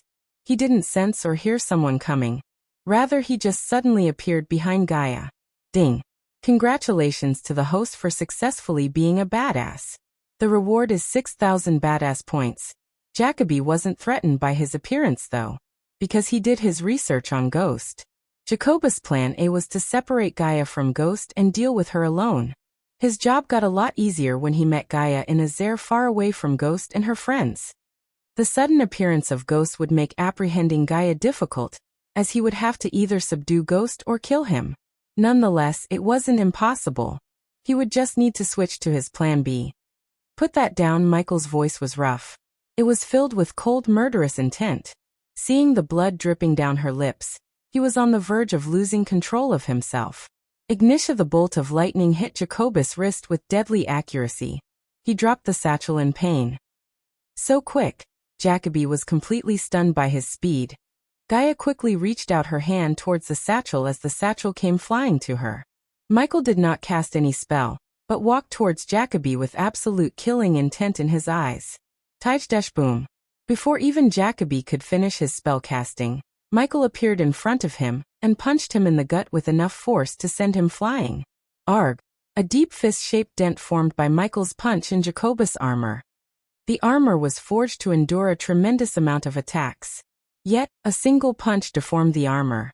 In addition to the dent, Jacobus felt the pain of his ribs breaking. He tried to pick himself up when Ghost dashed at him again. Boom. This time Michael kicked Jacoby in the gut. The force of the kick sent Jacoby flying yet again. He hit a tree hard before falling down. Rage Shield. Ignoring the sharp pain in his gut due to the kick, Jacoby cast a defense spell.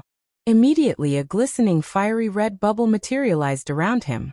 Without giving Ghost the time to cast another spell, Jacoby jumped up to stand on his feet. He saw Ghost was walking towards him with his fists clenched. Jacoby noticed the half-moon in the sky. The area should be bright, but everything around him was darker than it was supposed to be. Tiger Claw. Fist of Justice. Elemental Spikes. Jacoby cast spell after spell. The first spell formed a crimson-red claw the size of a grown elephant directly above Michael. On his side, a fist the same size as the claw materialized. As the name suggests, the elemental spikes spell sent sharp spikes made of elements such as fire, ice, earth, and lightning. Boom. Boom. Simultaneously the claw and fist hit Ghost. Jacoby saw Ghost neither move nor evade to avoid the claw and the fist. The force of the attacks created an ash cloud around Ghost, preventing both Gaia and Jacoby from looking at Ghost. Wind blast. Jacoby suddenly heard Ghost's voice. The very next second, a gust of strong wind blasted away the ash cloud. Ghost revealed himself. There was not a scratch on his body. Bing. Congratulations to the host for successfully being a badass. The reward is 2,000 badass points. Jacoby couldn't believe what he had just seen. Looking directly into Jacobus' eyes for a second, Michael raised his hand. Ignitia, ignitia, ignitia, ignitia. Several bolts of lightning shot towards Jacoby. He tried to evade them, and he did manage to avoid one, but when he avoided one bolt of lightning, another hit him in the ribcage. The moment of slowness resulted in Jacoby getting bombarded with lightning bolts. Michael focused on his limbs, especially on his legs. Arg, arg, arg. Jacoby kept growling.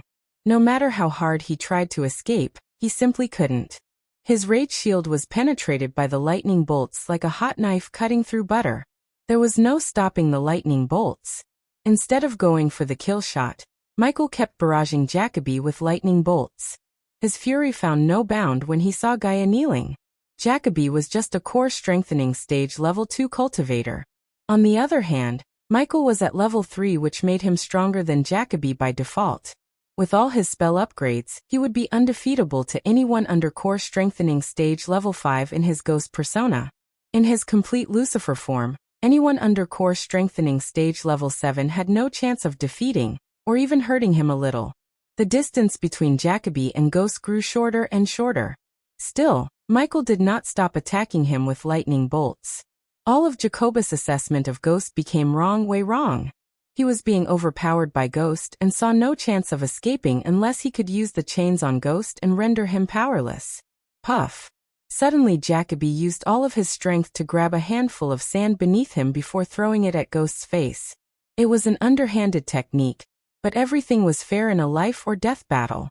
Ghost momentarily closed his eyes as Jacoby immediately called out the chain. In a blink of an eye, the chain materialized in his hand. He wasted no time as he immediately wrapped the chain around Ghost. He ran the chain around him a couple of times to make sure he was tightly tied. Gaia burned in anger. She was just about to dash at Jacoby when she saw Ghost rip off the chain as though it was a hemp rope. There was no slow motion, no fancy movements, and no dialogues. He just ripped off the chain in a second. Ding. Congratulations to the host for successfully being a badass. The reward is 3,000 badass points. The chain lost its glimmer in his hand. What? Jacoby cried out in shock. Arg. In his momentary shock, he received an elbow to his gut from Ghost. The next moment, Jacoby was being wrapped around by the chain. Pow, pow, pow, pow, pow. Michael grabbed Jacobus' throat and began to punch him in the face with all his strength. The blood spurted out more and more with each punch. The skull of Jacoby began to cave in. The light of life slowly faded away, yet Michael did not even slow down the speed of his punches. He lifted Jacoby from the ground while punching him. In his fury, he was walking towards a tree. Bam! Michael slammed Jacoby against a tree as the large tree shuddered. It lost almost half of its leaves due to the force. One could see Michael's eyes flicker in red. The rage Michael kept within him exploded like a volcano. Even Gaia, who was enjoying the beatdown, began to freak out when she saw Ghost keep punching Jacoby mercilessly. The Ghost she knew before leaving for the Fire Realm would have killed Jacoby by now. However, he just kept going. He even began to miss his punches. Those missed punches landed onto the tree. The tree caved in because of his punches. The cry didn't come out of Jacoby but from Michael. He was in rage mode. The lingering light in Jacobus' eyes enraged Michael. He wanted to beat Jacoby to death. Because of his rage, he failed to notice the small grenade appear in Jacobus' hands. Human. Gaia, however, noticed the grenade. She shouted, dashing towards Michael. However, it was too late as the bomb exploded with a loud bang. The ear-piercing sound coupled with a bright flash of light disoriented Gaia. She stumbled down. For a few moments, the world around her spinned unstoppingly. Fortunately, the bomb Jacoby used was a stun grenade. While Ghost and Gaia were in a disoriented state, he mustered the leftover strength in his body to run. The first thing he did was chug a healing potion. The punches broke his jaw, but he still managed to drink a healing potion. Obviously, one healing potion was not enough, yet it gave him enough strength to run away. The healing potion he drank was extremely powerful. It was brewed by none other than Ghost himself. He was dashing into the forest, and just when he was about to take off, an invisible energy force blasted him off. Arg! Jacoby growled. He was just a few minutes away from escaping. Only suddenly out of nowhere a gruff voice echoed through the forest. The next moment, a large dragon descended through the canopy and landed directly beside Jacoby. The dragon stomped Jacoby as he spurted out mouth full of blood. I can hit her. Jacoby struggled to breathe under the feet of Nightmare. Jacobus' eyes opened as wide as they could. He began to struggle violently because he saw the dragon's body begin to glow brighter and brighter. It was the indication of the dragon's breath. Whoosh. Art Agarhakai. Jacoby lost his calm composure. When the dragon's breath came out of Nightmare's mouth, he screamed like a scared cat. His scream of agony reverberated the forest. Although he was a core strengthening stage level 2 cultivator, he was injured by Michael to the point of death. Coupled with that point, Nightmare was able to overpower Jacoby with his core formation level 6 cultivation. His superior physical size and strength gave him an advantage over Jacoby. Finally, the dragon's breath ended Jacobus' life. Chapter 409. The moon was showering the land beneath with its sparkling blue light. The millions of stars generously provided their light, partnering with the moon. Under the two natural light sources, the forest remained in silence. Except for the songs of night crickets and the rustling of flora, there was no sound to be heard.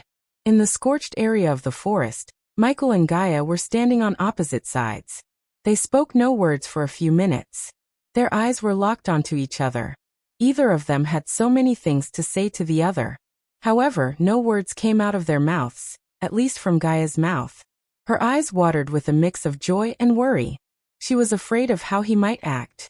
After all, she disappeared, leaving a simple letter. Michael noticed her core strengthening stage level 2 cultivation. Granted, he expected her to become stronger, but at the moment, he couldn't care less about cultivation levels. He was glad and elated to see her back in one piece. Snaky, Michael smiled, breaking the silence between them. Human Gaia just dashed at him as fast as she could, dropping the satchel with Fedora in it on the ground. She came running to him before leaping at him like a tiger. She wrapped her legs around his waist and hugged him with all her might. He returned the favor as he hugged her as tight as he could. Both of them embraced each other without any intention to let the other go. They both missed the warmth of the other. Deep down, both of them yearned for the other one's touch. All of their senses were having a blast. They took in each other's smell, touch, warmth, and embraced to the fullest. Gaia frantically began to shower him with kisses. The stubble beard did not stop her from landing passionate kisses on his cheeks. She cupped his face and kept kissing him without uttering a word. Fedora crawled out of the satchel to see Michael and Gaia locked into passionate kissing. Soon she changed her target from cheeks to his lips. Her kiss was fueled with passion and wild heated love. He could not hold back as he ran his fingers through her hair to grab her by the head. He pulled her closer, flaming the fire of their love. They savored each second of the kiss. Nothing bothered them for long minutes. They forgot about their worries and enjoyed the moment. Gaia pulled Michael towards her with both her hands and legs that wrapped around his waist. While the lovers were enjoying the passionate moment of tenderness, Nightmare's vertically slit pupils became rounded. Noticing Fedora in the distance, immediately Nightmare shrunk himself to the size of a puppy before running towards the three-headed Hydra to welcome them back home. For Nightmare, Cain and Sarba were the little brothers as Iag was a bratty little sister. He loved them dearly and they too loved Nightmare. Iag, Cain, Sarba, Nightmare reached Fedora in a few blinks of an eye. "Hey brother," Sarba greeted Nightmare with a wide grin.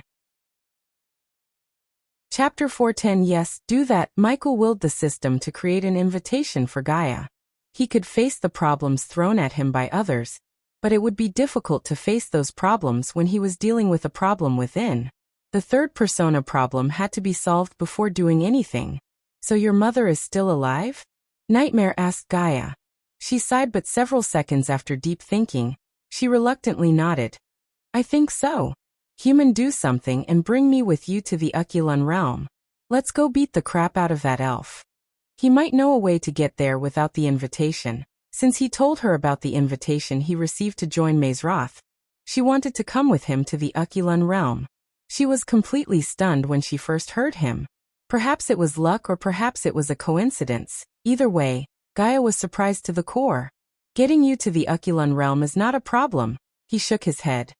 The problem is dealing with Zanali and hiding your identity. After spending 100,000 badass points on creating an invitation to Gaia, he had 60,000 badass points left. The special rune which would hide Gaia's identity cost 200,000 badass points. Therefore, he needed 140,000 badass points immediately. He could earn that if he remained in Elon and made an appearance in the alchemy competition. However, time was of the essence. The longer he spent in Elon, the more problems would occur. Gaia was not safe anymore. The best way seemed like visiting the Ukulun realm with Gaia, finding the dark elf Gaia's mother told her about, trying to find answers, and leaving the realm as soon as possible.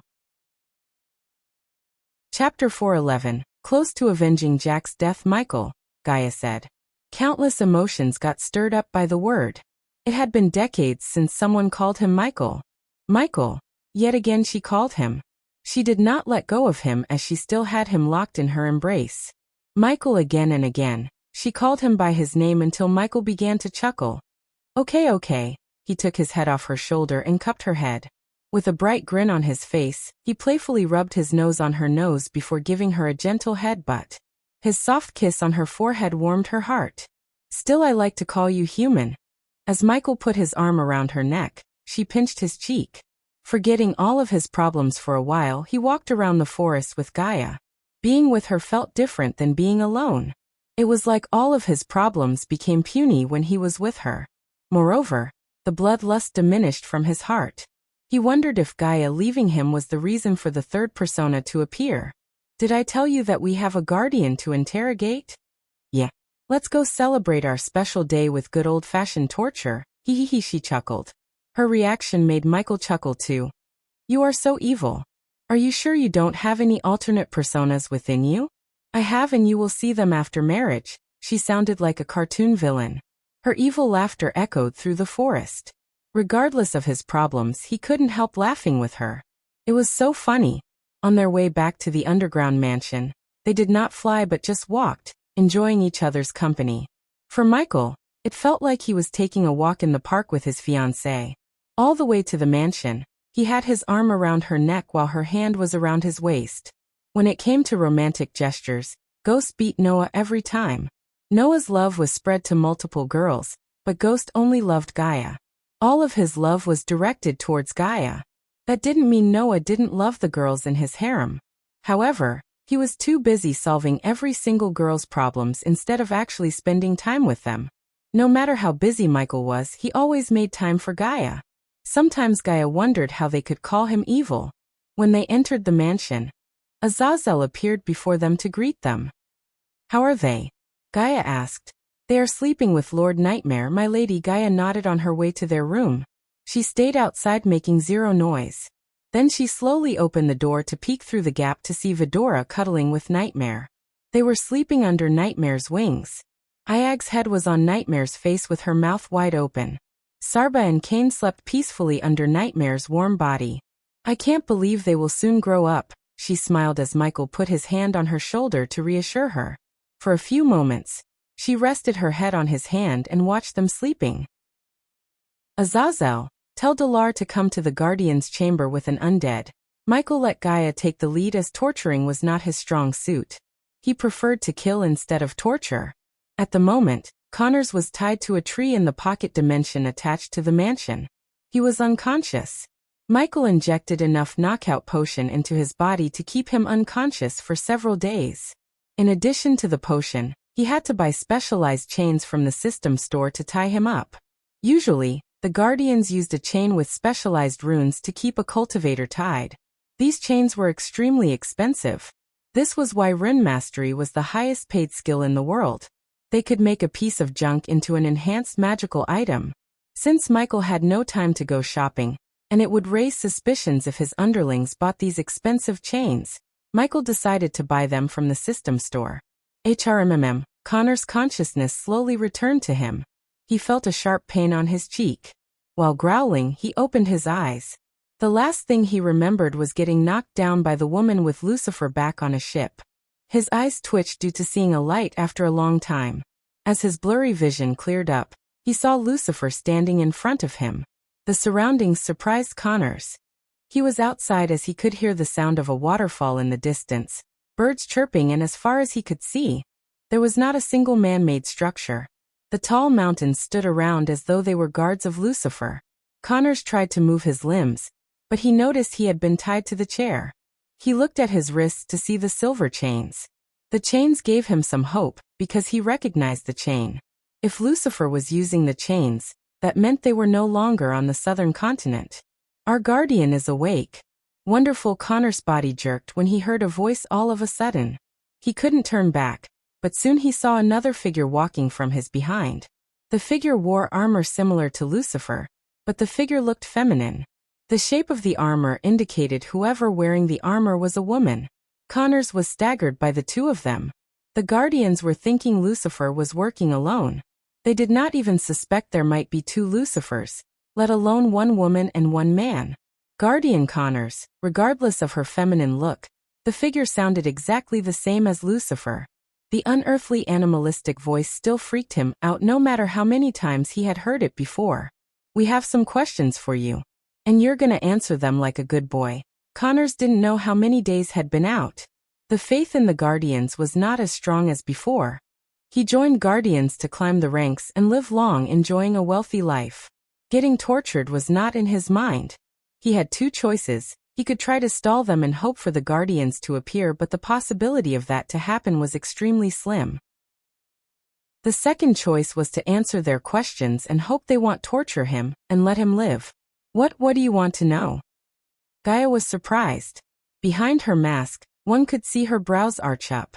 She did not expect the Guardian to drop his shield just like that.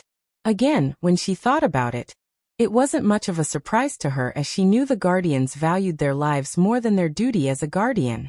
Only a few handfuls of Guardians valued the principles of the Guild more than their lives, such as Noah, Peyton, and probably Zanali. Tell us everything about Operation New Dawn, Lucifer asked as Connors was startled to the core. How did he know? Connors asked himself. His body shivered. Sweat began to appear uncontrollably through every single one of his pores. There was only one thing that could tie him to the New Dawn operation. An access card with the name Operation New Dawn etched onto its surface. The reason he kept the card was that it was made of pure gold. He planned to use that card and negotiate with Alpha Guardian to climb up the rank. Off-the-books operations were risky, but they also came with opportunities. Keeping his mouth shut about Operation New Dawn was not worth losing his life. Hence, he decided to spew out everything he knew about the operation. There was no information about the operation that would make Lucifer torture him to death. You can start by telling us what was the goal of this operation? And who ran it? Asked Michael gruffly. The feeling of something amiss whirled inside his heart. Gaia strolled towards him and put her hand on Connor's shoulder. She drummed her fingers on his shoulder. Come on, Guardian. Peyton was the lead. She put together a team to find clues about you. Oh, as Michael had expected, Gaia's voice sounded surprised. What were the odds of a Guardian they knew personally to run the operation that aimed to take them down? If Peyton was running the operation, Zanali would definitely be involved. I assumed there were others in your team. Names, said Gaia sharply. Hashira Seo, Alberto Pirani and Xavier Rogers. Connors listed the names without a second of interruption. For him, ratting out their names was no big deal. After all, they weren't the ones tied to the chair and being interrogated by two scary people. And Noah Winston. Connors never liked Noah. Ever since he joined the team, all the girls, including the red-haired hottie, were too mingled with him, which obviously annoyed Connors. He felt threatened by Noah. So Connors wanted to put Noah in the crosshairs of Lucifer. What was your role in the team? Asked Gaia, tightening her grip on his shoulder. We each got a target. We followed, surveyed and reported back to Peyton. Who is your target, Guardian Connors? Ghost. Connors stammered. Michael's red eyes flickered. With a few steps forward, he came before him. If you had followed him, then you must know how much sins Ghost and the people around him committed. Gaia was bewildered by his words, but decided to play along. In my eyes, those who had the power to punish the evil and chose not to are the worst kind. So tell me, Guardian Connors, have you punished the evil as a guardian should? Have you punished Ghost or his lackeys? Your answer will decide whether you leave here alive or dead. What the hell? Gaia's mind had so many questions. Still, her mind quickly came to a conclusion that made her blood boil. A life for a life. If you had taken a life of a sinner, you will be forgiven, Michael bluffed. His flickering red eyes hid the murderous intent within him. At the place where Jack died, he saw 2 words: GG. Chapter 412. Avenging Jack's death. Jack's death affected Gaia more than it affected Michael. For Gaia, Jack was like an annoying little brother. He always came running to her whenever he got into trouble, which was a lot. Everywhere she went, she could hear Sister Elia from his mouth. She never thought she would miss him so much. Michael, on the other hand, didn't grieve as much as Gaia, but he promised Jack that he would avenge his death. I did. I punished evil, said Connors quickly. Whom did you punish? Michael was feeling the anger growing inside him, as though a large balloon was swelling inside him. For a few moments, Connors went silent. He did not remember the name. He picked his brain to recall the name of the youngster he killed while surveying Ghost. Finally, after a few moments of silence, Connors remembered the name. There was a big funeral for the youngster in the Sunrise sect, and Peyton ordered him to attend the funeral, so he could learn more about the people close to Ghost. As far as Peyton was concerned, the youngster was killed by a bandit or a group of bandits. Jack, the words barely escaped his mouth. Jack. Gaia boomed. You killed Jack? When she spoke, every syllable trembled with rage. Connors gulped, but no words came out of his mouth. Michael took a step back as she came before Connors. There was no saving Connors, and honestly, there was no point in saving Connors. The feeling of anger building within worried him already. He was focused on controlling his anger, while Gaia grabbed Connors' neck.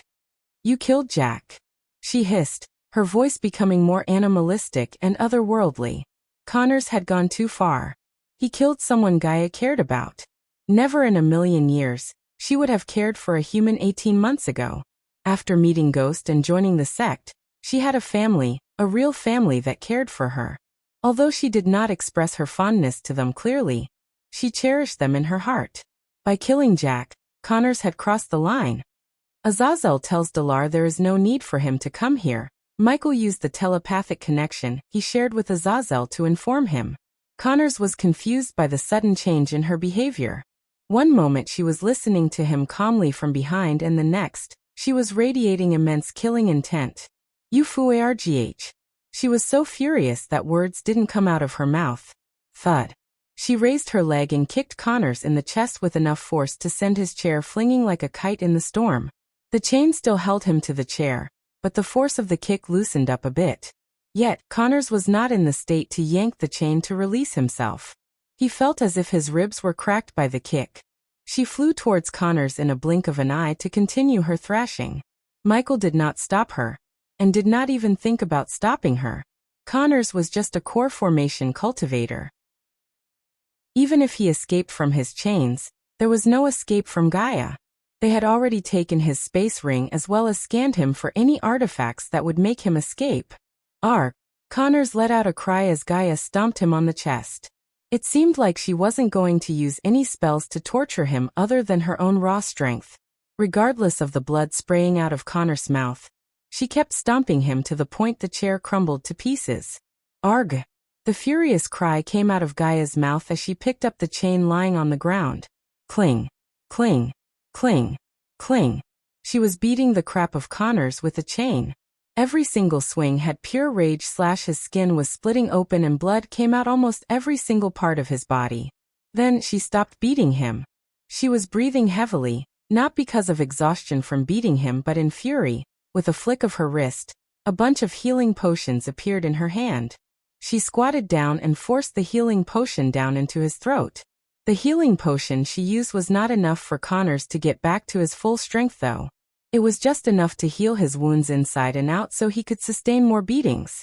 Instead of standing up, she grabbed Connors by his head while squatting beside him, and began to punch him in the face and chest furiously.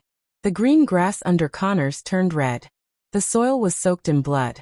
His consciousness was drifting away when she forced another healing potion down his throat. It had been 3 hours since she began to beat the hell out of Connors. Michael was standing still and watching Gaia going berserk on him. She got really creative with Connors. She landed punches and kicks on every part of Connors' body. No matter how hard Connors cried, she did not show him a shred of mercy. After the second hour of getting beaten by Gaia, Connors began to beg for death. Michael would have felt pity for any other man but not for Connors. He murdered Jack, who was a naive, innocent guy, in cold blood. The reasons for Connors' actions did not matter to Michael. In fact, he couldn't care less about the reasons. Connors killed Jack, who adored Michael and Gaia. As far as Michael was concerned, Connors deserved this, and so does Peyton, who put together the New Dawn operation, and anyone who knew the truth about Jack's truth. Where the fuck is Delar? Her rageful shout reverberated the entire pocket dimension. Azazel, change of plans, send Delar to me with an undead. Yes, my lord. A few minutes later, Delar appeared in the pocket dimension with an undead. The orc had grown quite a bit, as he now stood almost 6 feet 8 inches. In addition to his physical growth, he had also reached core formation level 6. Michael would have been disappointed if the orc didn't break through to the core formation stage, because Michael had provided hundreds of thousands worth of potions and pills to Delar. The undead standing beside Delar was growling. Black gooey liquid oozed out of its mouth and nose as though it was drooling at the blood sprayed from Connors. Except for the missing genitals, the undead zombie had everything of a human. The putrid smell that came from the zombie's grayish skin would have made Michael twitch his nose if it wasn't for the mask. Delar wanted to bow and greet Lucifer, yet his eyes were glued to Gaia mercilessly beating a human. Come here. Gaia thundered yet again. Delar's legs automatically began to walk in her direction. The undead dragged its feet to follow him behind. The next moment, Azazel's ethereal body materialized beside Michael. My lord, Azazel. Michael turned his gaze aside to see Azazel looking at him with a bewildered look on his face. The demon butler was obviously curious to know why Gaia was thrashing Connors instead of interrogating him. He killed Jack, he simply said as Azazel gave him a long nod. Azazel wasn't familiar with Jack, but he knew his death affected Gaia. After he started surveillance, she gave him an order to look out for anyone who might have killed Jack. She asked him to look for clues, although they both knew at that time it was a long shot. From Nightmare, he heard the full story of Jack as well as everyone from the Sunrise sect. My lady, despite the size and horrifying look that all the orcs had, Delar was freaked out by Dark Queen. She was scarier than Lucifer himself. When Lucifer was training with undeads, by training, he meant slaughtering netherils left and right. Lucifer would focus on killing them efficiently, swift and quick. However, Dark Queen was more sadistic. She would rip them apart, beat them to pulp and laugh out loud while killing them. As an orc who grew up with a bunch of violent bloodthirsty orcs, Delar knew a sadistic vicious being when he saw one. Gaia was definitely on the top of his list of vicious ones. Delar noticed a bunch of empty vials lying around the poor human who was getting beaten to death. Except for a small piece of tunic covering the human's genitals, there was no cloth on his body. His skin was riddled with scratch marks. It seemed like the Dark Queen was clawing and scratching him with her sharp claws. Make it eat him, said Gaia, gritting her teeth. For a moment, Delar couldn't realize the meaning of her words. Eat him, she spoke every word full of rage. Delar saw several healing potions appear in her hand. Now he realized what those empty vials were. Don't let him die. Heal him and make it eat his flesh slow and painful. I want to hear his screams. This was borderline sickening to Michael. Yet he couldn't get himself to stop her. Deep within his heart, he wanted her to continue. At this moment, Michael realized that something really broke within him. He wanted to fix that as soon as possible before he turned into something the Guardians claimed. No, please, no. Connor stuttered only to get a kick to his mouth. His jaw cracked. You murdered someone I really cared about. Your death should satisfy him. Gaia spoke with her grave voice. She then looked up at the sky. Are you seeing this, Jack? Your murderer is suffering. During the following hours, Connor's scream filled the pocket dimension. No mercy was shown to him until Nightmare chose to end his life once and for all. Chapter 413, Throwing a Party. After throwing away Connor's body, Michael and Gaia left the dark forest with Nightmare accompanying them. Vidora stayed in the mansion as they planned. Gaia promised them to bring a lot of snacks and reading materials for Kane. Do you remember the times we went to buy some alchemy stuff for you in Bradford and Jade bitch messed with us? She amused. Nodded Michael, recalling the past events. It felt as though everything happened yesterday. That bitch Peyton spied on us. We spy on others, not the other way around. We should find her and make an example out of her before going to you. She stuck her tongue out. School. No, Arya can take care of spying on her. We should leave for Maze Roth as soon as possible. She was flying a couple of meters ahead of him, but when he heard him, she flew closer to him. Her face showed signs of concern. You will be okay, human. We are gonna find the dark elf in the tree and fix you. Rather than speak anything, he just nodded. Positivity was the thing that kept him going ever since he was born. He couldn't think he won't be cured at all at this point. He had to stay positive and hope the dark elf in the tree would have answers for all of their problems. 3 hours of flying later, Gaia saw the outskirts of the Sunrise sect after a long time. The images of shabby buildings in the mountain range flashed across her mind as she flew closer and closer to the sect. Now the sect looked completely different. Alive, that was the word that best described the sect. Even from a distance, they could see the lines of carriages going in and out of the mountain, groups of nobles dressed in fancy clothes, youngsters dressed in their new black Sunrise sect uniform, buildings built with eye-catching architecture, and neatly pruned trees and plants. The mountain range was buzzing with chit-chatter of people. There was only a barren land void of buildings in the mountain, which was supposed to have the main headquarters of the sect and a huge library. Remind me to draw plans for the main building and library. She directed her request towards Nightmare. The dragon was enjoying the flying and occasionally sticking his tongue out against the wind. Stop that brat, despite her warning. Nightmare kept sticking his tongue out. Rolling her eyes at Nightmare, she descended towards Claire's manor, which now acted as the headquarters. Claire dealt with all the sect business in her manor. Look, Brother Ghost, is that Sister Elia? Yea, she is back. Oh my god, a dragon. They are back. The disciples on the ground cheered excitedly.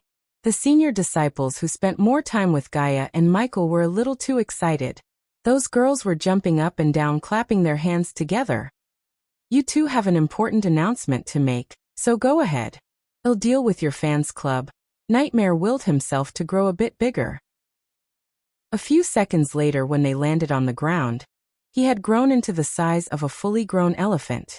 Hey guys, if you hug me, Michael greeted them with a smile as usual, while Gaia warned the girls not to hug her because they looked like they were going to squeeze her to death.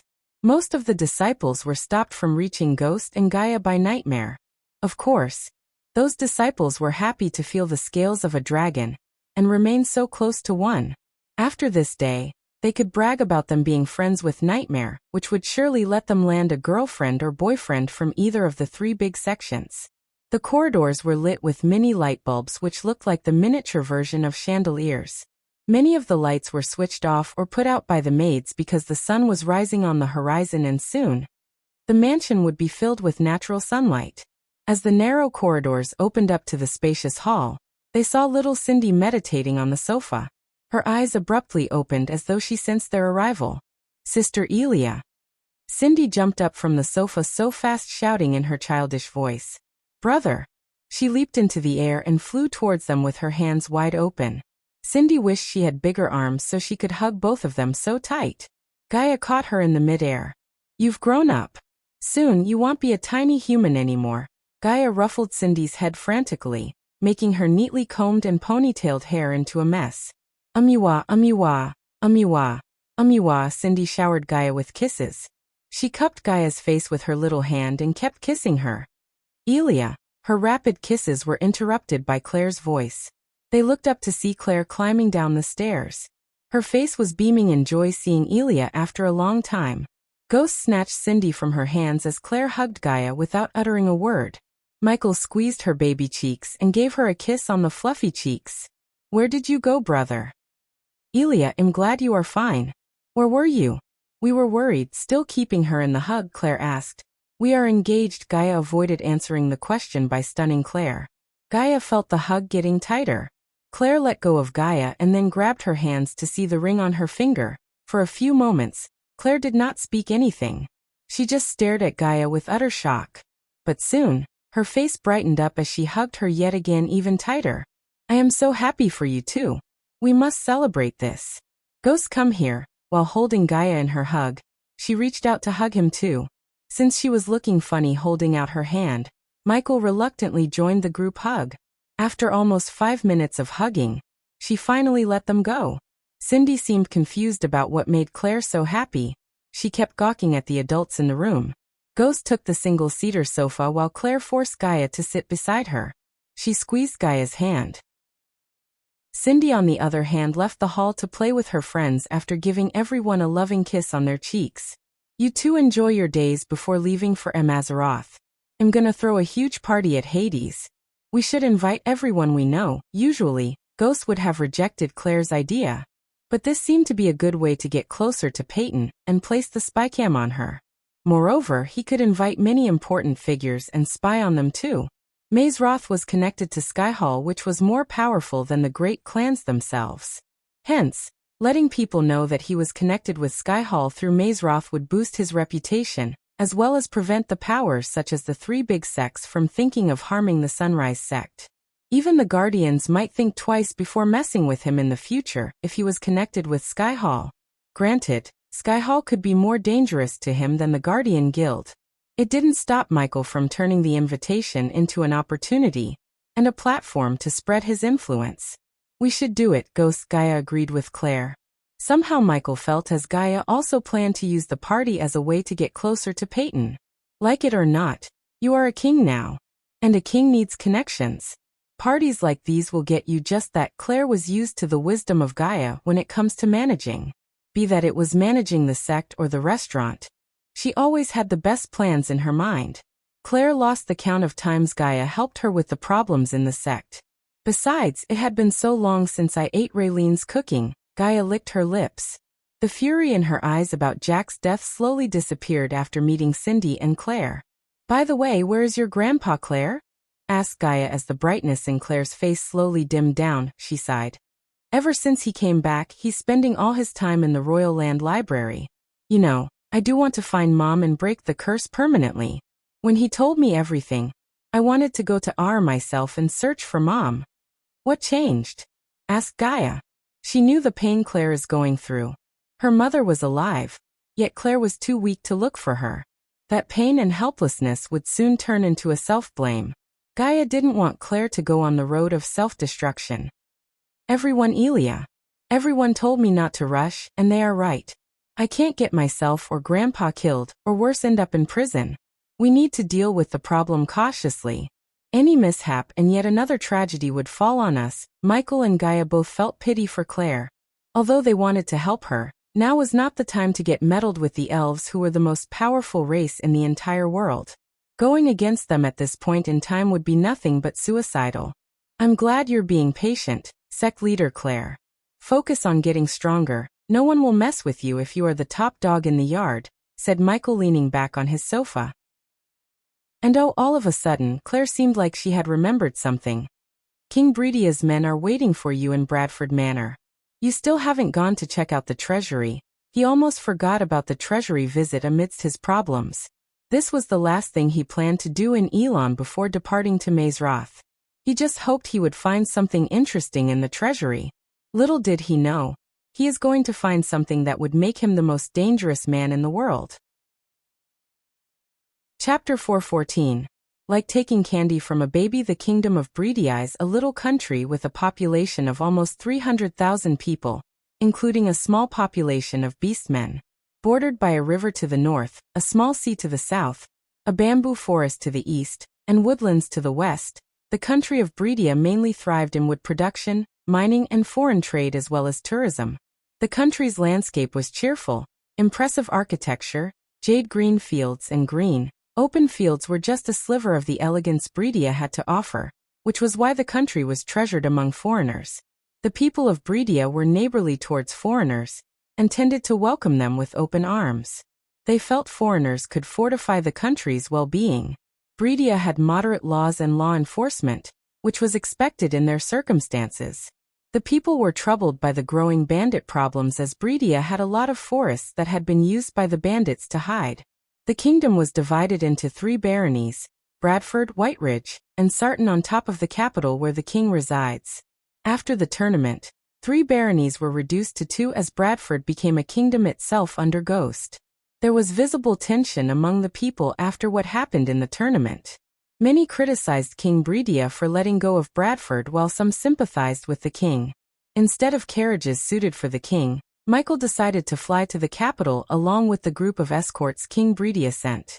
The 1/3 of the army King Bredia agreed to give him had just reached Bradford, and were making themselves at home. It would take at least a couple of weeks for them to relocate their families according to Gaia. It was Gaia's idea to relocate the soldiers' families to Bradford.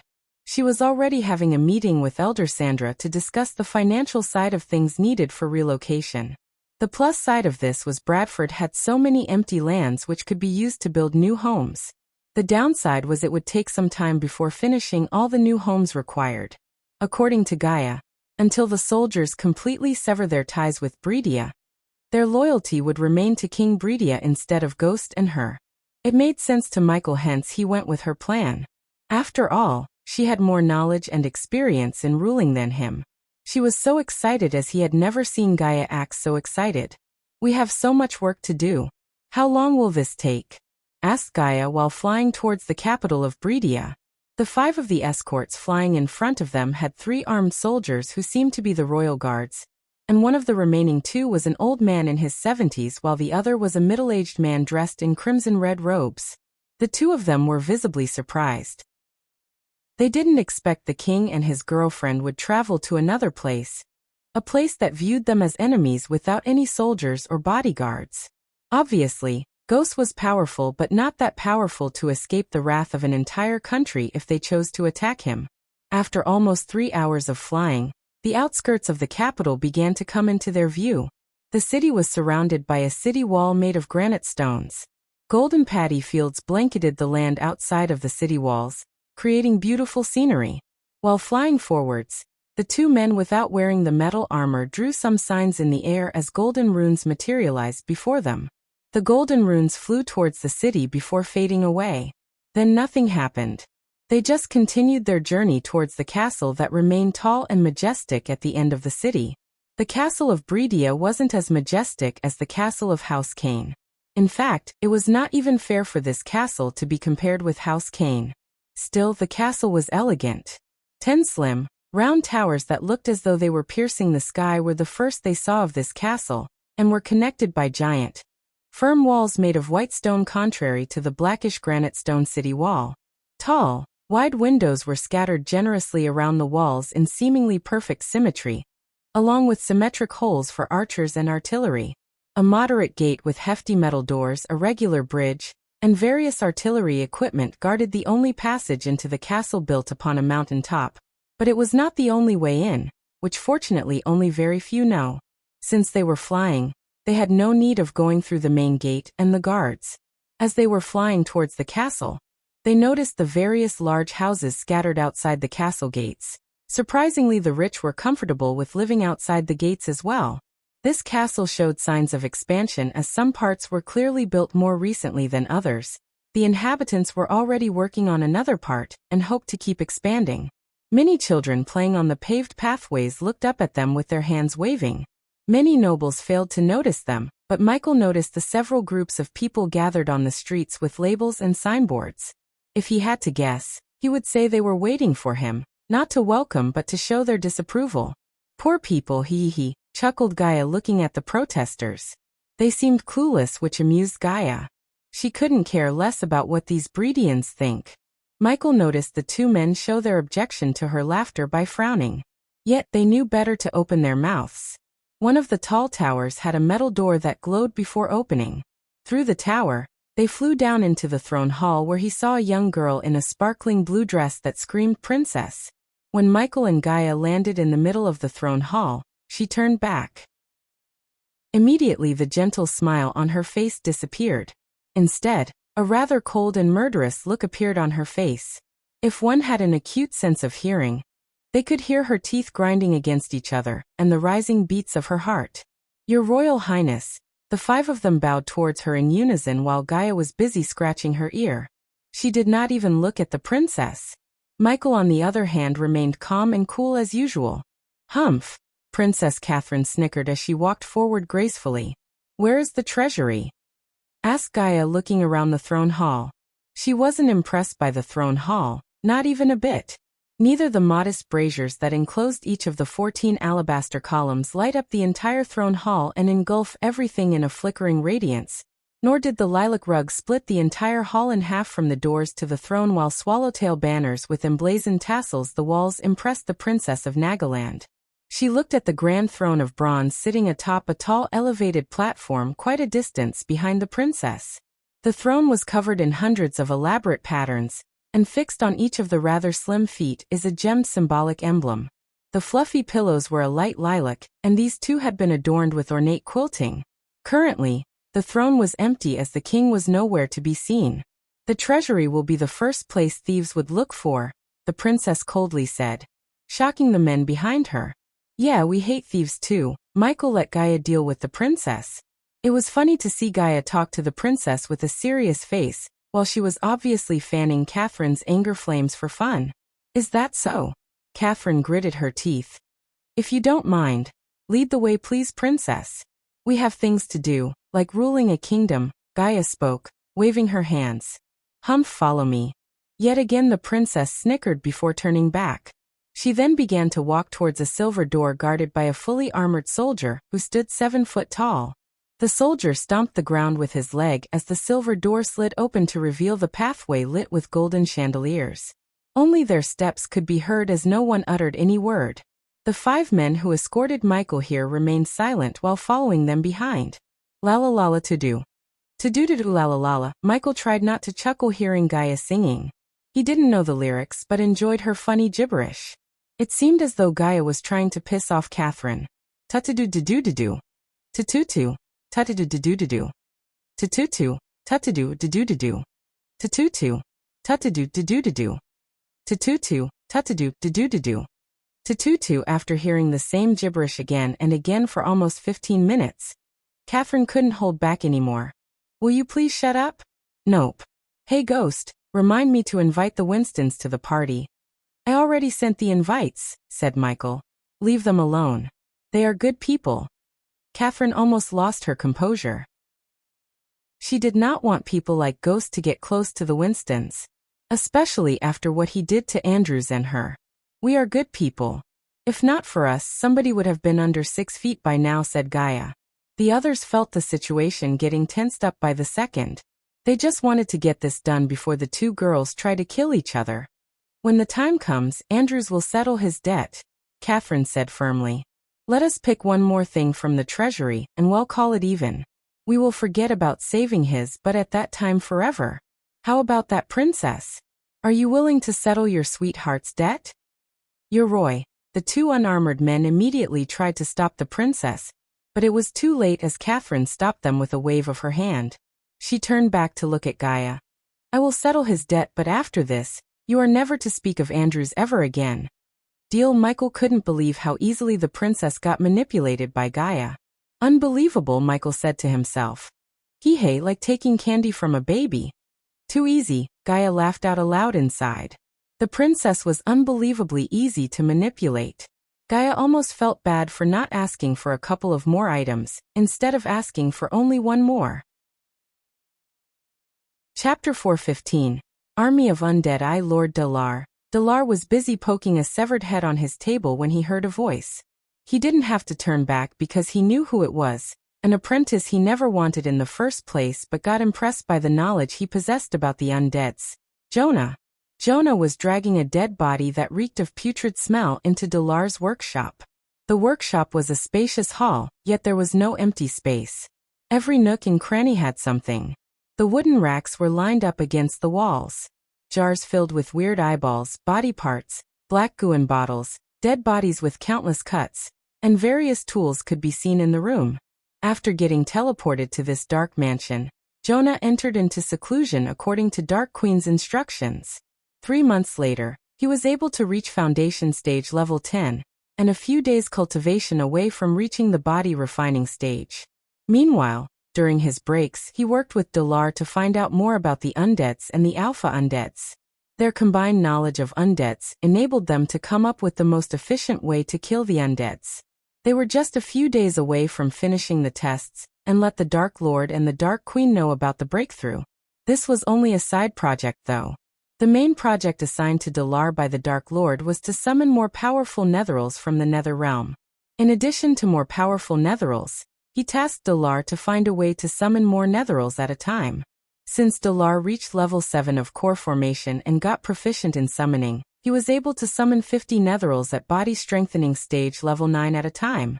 If it wasn't for the Dark Lord's order to stop summoning more netherals than they could fit in the combat hall next door, they would have had an army of netherals. Of course, it made sense not to summon more and more netherals because of two reasons. One, they had no place for the undead army. If they let the undeads roam around in Dark Forest, the Guardians would definitely sense the undead presence. Second, Dalar could only bound 150 undeads using the Book of Netherals. If he summoned more, they would wreak havoc, probably rip him apart piece by piece. The second reason led to his current experimentation with alpha undeads. The alpha undeads Michael encountered on the Undead Island had a certain level of sentience. They controlled the undeads just as Dalar without any Book of Netherals. I hope this one don't end up like the last one, Jonah sighed. The body he was dragging was an alpha. The Dark Lord gave them a potion that paralyzed the undead, as well as knocked them out unconscious. Dalar and Jonah killed 3 alpha undeads in their experiment. They still had 2 more alpha undeads, and after that, they would have to ask the Dark Lord to capture more alpha undeads if there were any on the Undead Island. I'm close, I can feel it. I just need to figure out the telepathic signals produced by the brain of an alpha. If I could pinpoint the signals and mimic the signals somehow, I can control the undeads like an alpha, Dalar explained while poking the head of the alpha on the table. The room was dark and gloomy. Only a couple of luminous mushrooms attached to the ceiling were their light source. The faint blue light produced by the mushrooms was barely enough to see where something was at. The alpha undeads were apparently sensitive to bright light, including sunlight. Any kind of bright light would be harmful to the alpha. The light sensitivity was not enough to kill an alpha, but it was enough to disorient them by burning their skin. So where is the Dark Lord and the Dark Queen? I haven't even seen the floating butler. It's Azazel. What? Asked Jonah. The floating butler, his name is Azazel. Boom. The head situated, getting poked by Dalar, suddenly exploded into bits and pieces. Jonah dashed aside to avoid the brain matter, yet he couldn't avoid them completely. Fuck. Dalar cursed as he punched the table with his big fist. Why the fuck can't I pinpoint the signals? At the moment, Ghost, Gaia, Catherine, and the 5 men were in front of the metal door with intricate symbols. The door stood almost 10 feet tall and 6 feet wide. The sheer size of the vault made Michael and Gaia excited to see the inside. Catherine placed her right hand on the silver door. Catherine Vinslet Bredia. After Catherine spoke, the ground beneath them lightly shivered as they heard a heavy rumbling noise from the other side of the door. Soon, the thousands of weird symbols on the door sparkled. A few seconds later, the door gently opened itself to reveal the treasury. However, when the door opened completely, Michael was disappointed, to say the least, as he saw nothing but a dimly lit hall with several wooden racks. This is underwhelming, Gaia sighed. As a princess, she had some idea where they would have stored all the wealth, but she expected at least a few million worths of gems and gold coins. This is the treasury? Asked Michael, creasing his brows. Of course it is. So according to the agreement and my word, you can pick any 2 things from here. Catherine seemed to be enjoying their disappointment. They were not idiots to keep all of their wealth in a single place where security was an issue. Like most of the kingdoms in Elon and Azair, they kept their wealth in Grand Spire Bank vaults. Grand Spire Bank was the safest place to keep wealth and precious items. It was like the Gringotts of this world. Instead of goblins, Grand Spire was run by elves and dwarves. A few days ago, when the king returned to the capital, he transferred all the remaining wealth in the treasury to the Grand Spire Bank branch in Bredia with the help of the Adventurer Guild. Only items that were identified by the scholars and deemed as junk remained in the treasury. Michael had already took a huge chunk of Kingdom Bredia from the king, so he did not feel any murderous anger towards the king. After all, in time, everything in this world would belong to him. He stepped into a dimly lit hall with the hopes of at least finding something interesting. System, scan everything in the room, and let me know if you find something interesting. That will cost you 5,000 badass points. The system began to scan the entire hall. Gaia wanted to beat the crap out of the princess. Controlling her impulse to do so, she looked through the items in the wooden rack. I pity the people of Bradford. Catherine was unable to keep her mouth shut, recalling what happened at the tournament. Her father had never been ashamed like that ever before in his life. Granted, she knew it was partially her fault for what happened. Still, she hated Ghost as he almost killed Andrews and took a huge chunk of land from them. Shove that pity up your ass, Gaia mumbled in just enough voice for the princess to hear her, but not too loud. What did you say? I said thank you.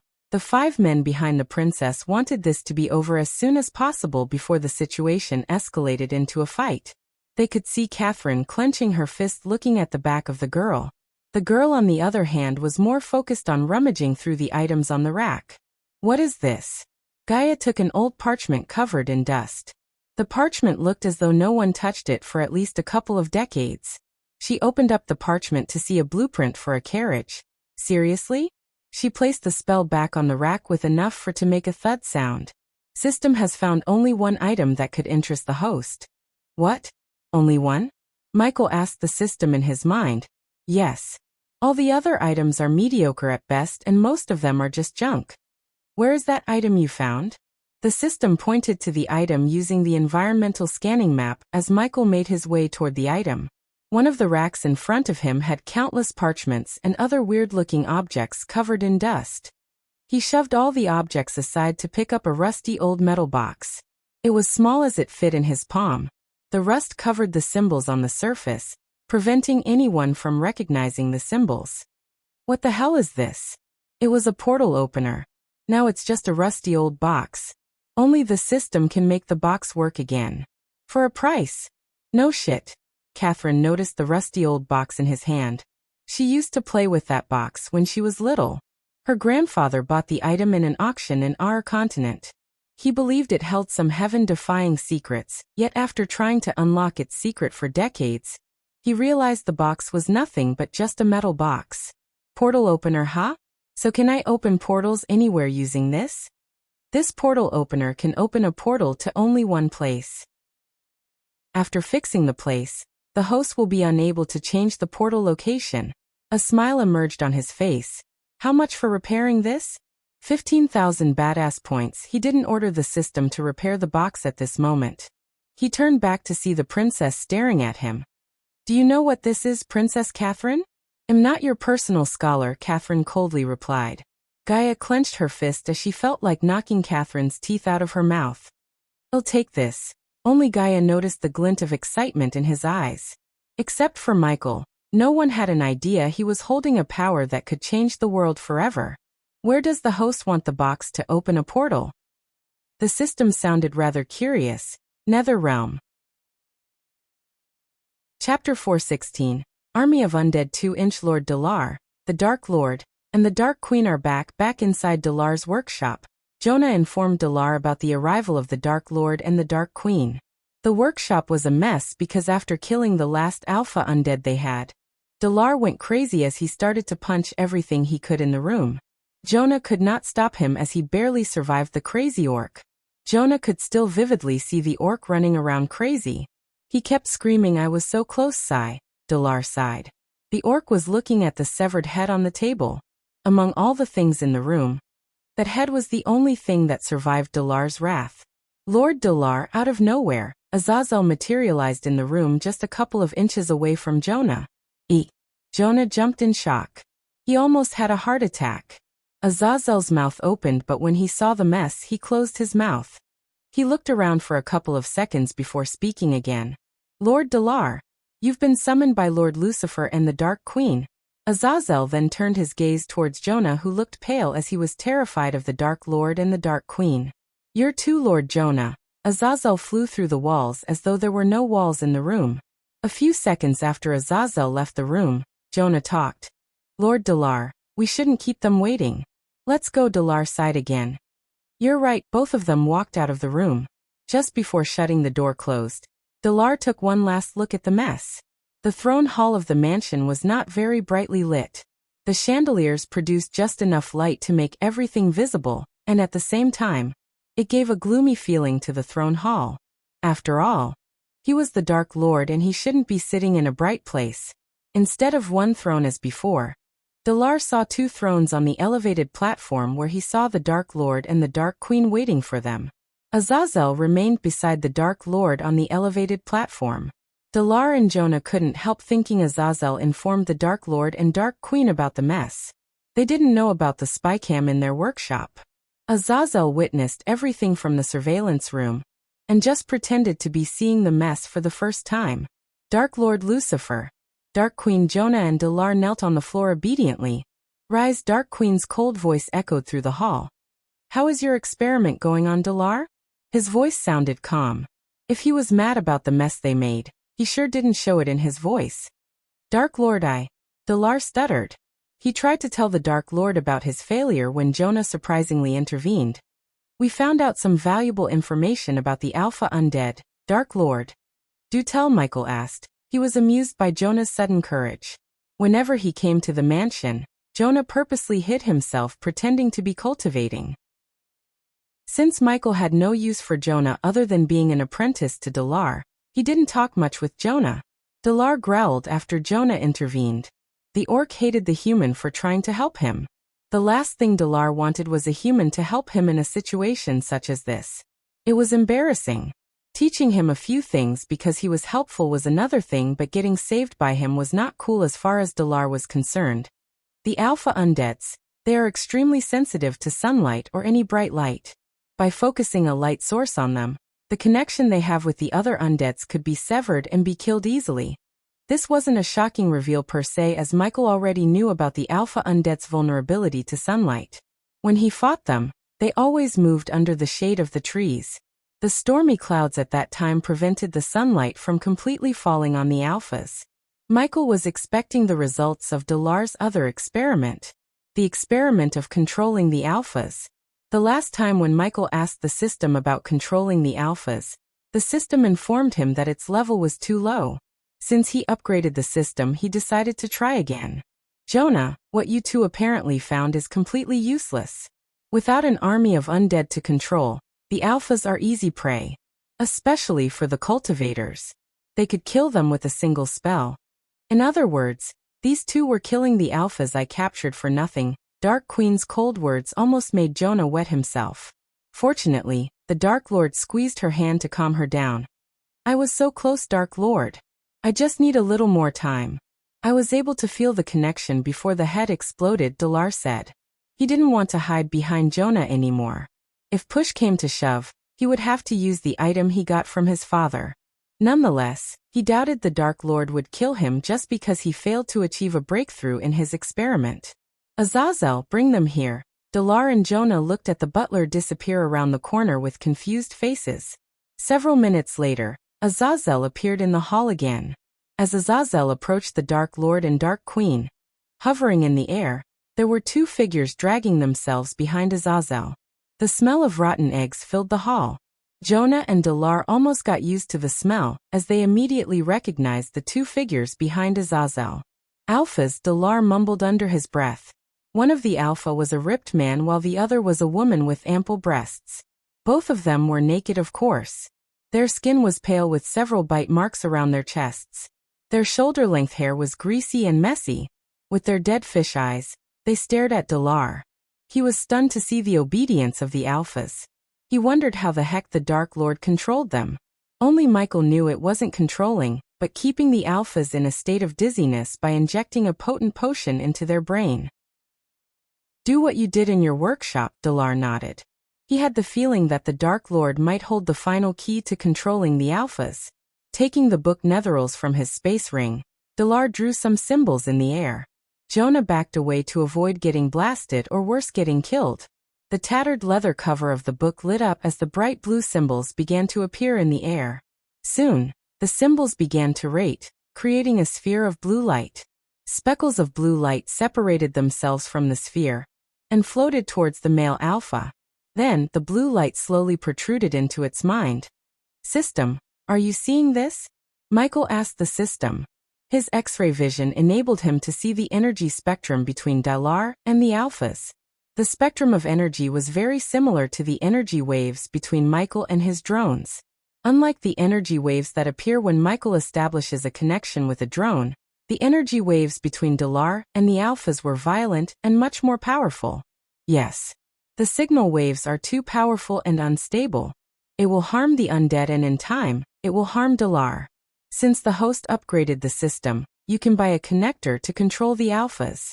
It will cost you only 10,000 badass points. One connector will let you control 2 alphas and Dalar control 4 alphas. So the extra 2 because of the Book of Netherals, Michael pondered. Okay, I will take it. How many? 2. The system asked. No, only 1. It's 4 Dalar. I don't need to control the alphas, at least not yet. That's why I have Dalar. Warning. Dalar is still not a subordinate. The system strongly advised against giving Dalar the connector. His vision became red as the system warning screen appeared in front of him. He has a spycam on him, remember? If he tries to mess with me, the spider will inject potent poison into him. Plus, if he wants to escape, he needs to go through the forest filled with deadly fear toxin. What about teleportation? He has a tracker on him which I bought from you. Why don't you want to control the alphas? The system continued to ask him questions. It was not completely concerned about Michael's safety. Rather, it wanted to sell 2 connectors. First, I'm going to Mazroth. Second, the more things I control, the more the strain on my brain. By controlling Dalar, I can control the alphas. By controlling alphas, I will control the undead army. When Michael was trying to control countless spycam with his mind, the system warned him about the drawbacks of controlling too many things with his brain. Hence, he connected the feeds to the mirrors and gave control of all the spycams and drones to Azazel, while he only established connections with them when needed. This way, his brain had way less strain. Third, I have 40,000 badass points remaining. I need to have as much points as I can when I go to Mazroth. The system went silent for a couple of moments. One connector coming up. The connector was a 3-inch long 2-inch wide paper-thin card with countless micro-symbols etched into it. It vaguely resembled the chip in his forearm, which connected the APD with his body. Whenever he needs a potion, he just needs to establish a connection with the APD, and it would inject the potion into his bloodstream. Alternatively, the APD could also automatically inject potions into his body in case he lost consciousness and needed a healing potion, for instance. Stop. When Michael closed the system interface, the time slowing down effect disappeared as he ordered Dalar to stop before he killed the alpha. Dalar quickly stopped the ritual. In a blink of an eye, the Dark Lord appeared in front of him. For a moment, Dalar thought he was going to die. Instead, the Dark Lord just gently slapped the back of his neck. He suddenly felt a bolt of electricity running through his spine. Dalar touched the back of his neck and felt something on his neck. Now perform the ritual. Dalar was confused, but he obeyed the order given to him. As before, the ritual started with a blue sphere, and everything continued perfectly. A few minutes after, Jonah stepped aside because Dalar reached the point where the alpha's head would explode. However, that did not happen. The blue sphere gradually disappeared as the cold, dead eyes of the alpha shone in red. I can feel the connection, Dalar mumbled. Chapter 417. Army of Undead. Dalar was flabbergasted. His entire body shivered, looking at the alpha. It was not a connection that enabled Dalar to control the alpha like a robot. Rather, the connection enabled Dalar to give telepathic orders to the alpha. With the alpha's limited intelligence, it would do its absolute best to complete the order. That's how you do it. Michael gave a pat on Dalar's back. He was more excited than Dalar. Come, we have an army to summon, said Michael calmly. Gaia came to stand at his side with the others. A bright light flashed across the hall the next moment, and everyone disappeared from the hall except Azazel. The sudden flash of light made Jonah tightly shut his eyes. When he opened them again, he was standing in a familiar place. From one gloomy place to another, the empty hall was dimly lit with torches. The walls and the floor was made of marble, which reflected the light produced by the torches and lit the place orange. The crypt was empty since all the pirates were teleported back to Kori's Witch Island, where they joined Maxine's crew. The crew along with Gibson were working on fixing the old Bertha. After they found out her keel was broken in the middle, they suggested he let the ship go as there was no way to fix the keel. What was the point of having a system if he couldn't find a fix to a simple thing such as fixing the keel? The system sold him something that looked like white clay, and instructed him to apply the clay to the heel. Since he had minions to do that, he gave the clay to them. Surprisingly for the crew, when they applied the clay, it mended the broken heel, healing old Bertha. Delar had no idea about this place. It was spacious enough to fit hundreds of people. Delar wondered why he brought them to this empty place. You can control 4 alphas. When you achieve proficiency in controlling them, I will grant you the ability to control more alphas. Granted, controlling more alphas would take a toll on the brain. Hence, Michael gave the task to Delar on top of Delar's ability to control more alphas at the same time than him, because of the Book of Netherals. However, the limit was not 4. As a core formation cultivator, Delar would be able to control at least 10 alphas. According to Jonah's research, 1 alpha could control 80 undead. Alpha undeads were extremely rare. They were created by the energy signals leaked from the Hydra egg.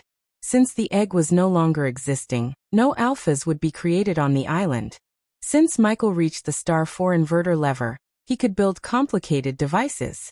One of the devices he could build was a signal creator which would replicate the signals. He would have built the device if it wasn't for Vidora being too weak. The device required Vidora to be at least core formation level, so the signals produced by Vidora would be powerful enough to create alpha undeads. Of course, it was not that easy as it had several complications. For the time being, Michael decided to capture the remaining alpha undeads on the island and let Delar control them. By controlling the alphas, he could control the undeads outside the crypt as well as the undeads of the Nether Realm. 800 undeads, not enough, Michael thought. Did you buy the thing I asked you? Michael then turned his gaze towards Gaia, before he set up the portal opener and summoned undeads from the Nether Realm. He needed to find a way to control them to his will after they crossed the portal. Unruly mindless creatures were no use to him. At the moment Delar could summon 50 undeads from the Nether Realm, and control 150 undeads at once. Since controlling alphas would take a toll on his brain, he would not be able to control alphas and the undeads at the same time. Hence, Michael came up with a new plan. Gaia flicked her wrist as a bronze collar appeared in her hand. The collar was big enough to put around a human neck, and looked plain without any fancy runes or inscriptions. Taking the collar from her hand, he walked several steps away from them. Then, after a flick of his wrist, a large heavy table and a long chair appeared for him to sit and work. He took out a bright orb and placed it on the table for light. While Delar and Jonah were familiarizing themselves with Delar's ability to control the alphas, Michael worked in silence. "What's the plan?" she whispered after coming to his side. "Why did you want me to buy a slave collar?" "To control the undeads who are going to walk out of the portal we are about to open." When Michael first told her that the rusty old box could open up a portal to another realm, she couldn't believe it. But she soon came to agree with him as she had seen him perform so many miracles. The moment he said undead army, she was on board with his plan. There was no loyalty or wage problem with an undead army. Therefore, maintaining an undead army was a breeze if they could control them. "How are you going to do that? Explain it to me." She leaned closer to his face, although she had a feeling that whatever he was going to say, she wouldn't understand it completely. "I will simplify things for you," said Michael, not wanting to make her feel stupid. "That chip I placed in Delar's neck radiates an energy wave that would control the alpha. The slave collar works also has the same underlying principle. It creates an energy wave, and that energy waves control a person's very soul. The slave master establishes a connection with the slave collar, and through that connection, the slave master controls the slave. If the slave shows any disobedience, he or she just has to will the collar to send a bolt of energy wave into the slave's body which targets the soul." He paused for a moment to breathe and continued. "Since the Netherals have no soul, I can modify the collar to redirect the energy wave to the undead brain. But a slave master could control 40 slaves at best. How are you planning to control the hundreds of Netherals outside? And the ones we are going to summon through the portal?" asked Gaia. Controlling a brain takes way less toll on the slave master's mind than controlling the very soul. If my calculations are correct, a core formation cultivator could control 300 undeads after I modified the collars. Gaia raised her brows after doing the math in her brain. Let's say we both control 400 undeads each. That's 800 undeads. What about Dalar? He could control 10 alphas and each of them could control 80 undeads. Then that's another 800. 1,600 undeads. The ones outside had no cultivation power. So still not a powerful army purse. Gaia was right. If all the 1,600 undeads had body strengthening level 7 cultivation, they would have been quite a power to reckon with. Since it was not the case, dominating the cultivation continents using this army was nothing but a dream. I'm working on a way to make the undead outside get cultivation power. As for the undeads in Netherrealm, we need to find suitable candidates to control the undead aside from you, me and Maxine. If we are going to build an army, we need loyal generals. We already have 2. Arius brothers. Michael reminded Gaia about Arius brothers who were getting healed rapidly inside the tubes. We will summon the undead from the Netherrealm here. That way they won't be as strong as they are in the Netherrealm. Until we come back from Mazeroth, let Dalar summon the undeads and roam around the island. This island suits better to build an undead army. Since they already have undeads, no one would find out about our summonings, like hiding a tree in a forest. I like the way your brains work. Gaia would have kissed him so deep if it wasn't for Jonah and Dalar in the hall. It's not a perfect plan, but it'll work for now. Hopefully, we will have an army of the undead by the time we return from Mazeroth. As he finished talking, the bronze collar lit up for a few seconds before returning to its normal dull self. Done. Whoa, you're done? Gaia was surprised. He was just placing some weird objects on the collar and connecting them with a thin wire. She couldn't understand what was happening between the objects or how they worked together to modify the slave collar. Can you grab me an undead from outside? Asked Michael, preparing to test the collar. Before I go, I have questions. What? Why can't you use this collar to control the alpha? Michael just smiled behind the mask. It was actually a good question that he himself asked the system for an answer. The energy waves created by the slave collar are too weak. If anyone tried to enslave an alpha, they will be killed in a few seconds. She still had a few questions, but before she could ask them all, she flew high towards the roof to go outside. Michael waited patiently for Gaia to return. He was calm as he knew the collar would work, and the undead would be controlled. Orders up, one freshly captured undead. A pale undead landed on Michael's feet. The putrid smell was overwhelming to Jonah and Dalar. They momentarily stopped studying the alphas and turned their gazes towards the Dark Lord. Michael placed the collar around the undead before the undead could take a bite at his leg.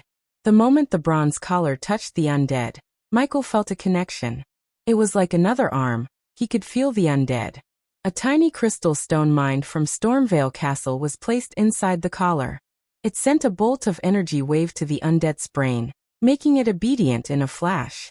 His power made subduing and enslaving the undead easier than he imagined. The undead slowly stood up. This time, it didn't try to leap towards Michael. It growled but remained obedient. Well, I need to reduce the power of the collar. Chapter 418, Portal opened to the Netherrealm. The collar was working perfectly, too perfectly. At the moment, they were like robots waiting for Michael to control them. That meant their each and every moment could be controlled by Michael. It was not efficient when he had thousands of undeads, as he would not be able to control each and every one. He wanted them like mindless war machines.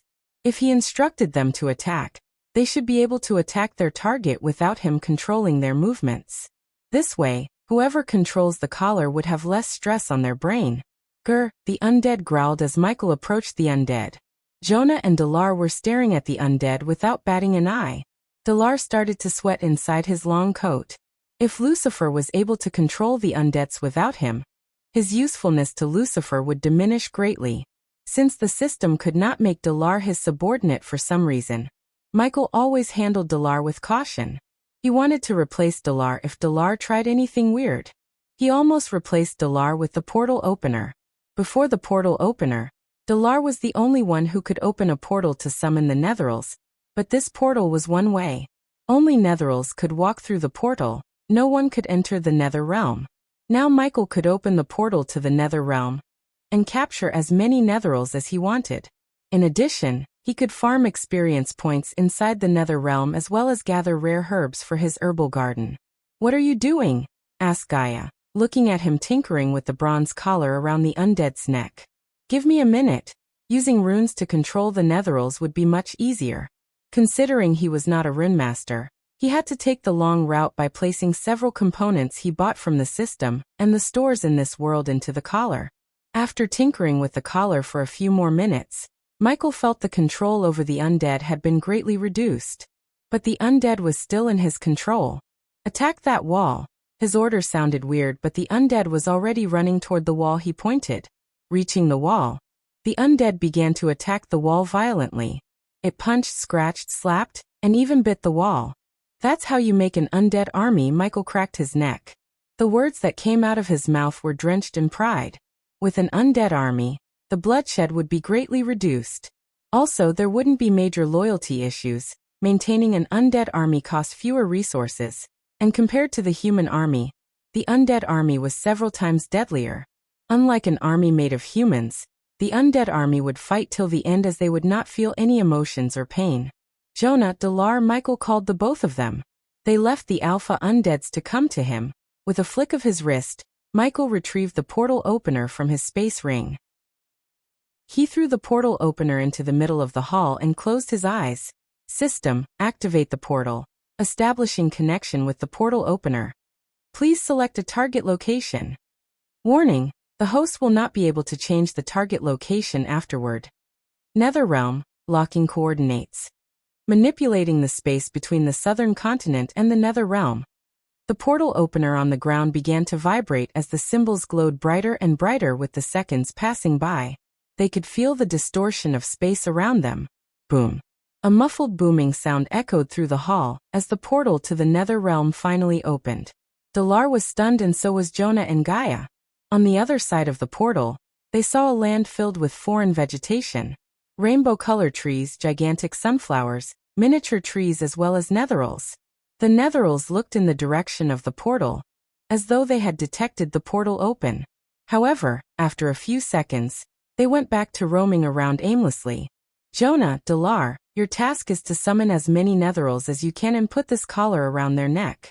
You will get more collars before tomorrow night. Take this. This will help you knock out the Netherals when they come out of the portal." Michael flicked his wrist as several crates appeared beside the portal. "Maxine will bring you all your necessities." Jonah and Delar had no choice but to accept. He then retrieved a drone from his space ring before sending it flying into the portal. "Azazel, I have sent a drone into the Nether realm. Monitor the feed carefully and contact me if anything interesting happened." After giving an order to his trusty demon butler, Michael and Gaia activated the runic teleportation to leave the crypt, leaving Jonah and Delar behind. 2 days later, Michael and Gaia were preparing to attend the party in Hades. Gaia looked stunning in her new clothes. Her glistening white ornate dress flew from top to bottom and had a square neckline, which gracefully revealed the luxurious dress worn below it. The delectable corset of her dress covered her stomach, where the continuous flow was broken up by a simple cloth band worn quite high around her waist. Below the cloth band, the dress opened up to the left and revealed the dress below. The front of the top dress easily reached the ground in the front. The back continued to flow a good length behind her and ended in a broad rectangle. Her sleeves were incredibly long and incredibly wide. Their flow was broken up just above the elbow, where they changed color from pearl white to a tinge of silver, and where they were divided by thick, simple bands. These were the same fabric and color used to outline the edges of the dress. When she adjusted her loose hair, Michael was staggered by beauty. He wore a Victorian Gothic-style jacket that reached his knees. The jacket was ornate with silver etchings. His black trousers perfectly complemented his black jacket. Adjusting the edge of his sleeves one last time, he walked towards Gaia. He hugged her from behind and kissed the back of her neck passionately. Hee, it tickles, Michael," she giggled. "You smell good." Michael kissed her cheek. "It's the jasmine drops Olivia gave me." Speaking of Olivia, is she still in seclusion? According to Claire, Olivia was trying to break through to the core formation level 9. and she had been in seclusion ever since Gaia left for the Fire Realm. After the championships tournament, Michael presented her with enough pills and potions to successfully reach the core formation level 9. He planned to make her his subordinate when she came out of the seclusion. Knock. Knock. Knock. Someone gently knocked on the door thrice. Since the two of them finished getting ready, they stepped toward the door. When they opened the door, Claire was standing outside in amazement. Wow, you two are going to steal the show. Claire put her hand around Gaia's hand and led them towards the outside. When they reached outside, almost the entire Sunrise sect was there to cheer for them. Michael felt like he was a celebrity on the red carpet. He waved his hand at the disciples as their thunderous cheers got louder. Ricky was waiting in the carriage. Ladies first, Michael opened the door for Claire and Gaia. He helped both of them get into the carriage by holding their hands as a gentleman should. Did you give the package to him? He asked Ricky. Yes, Master Ghost.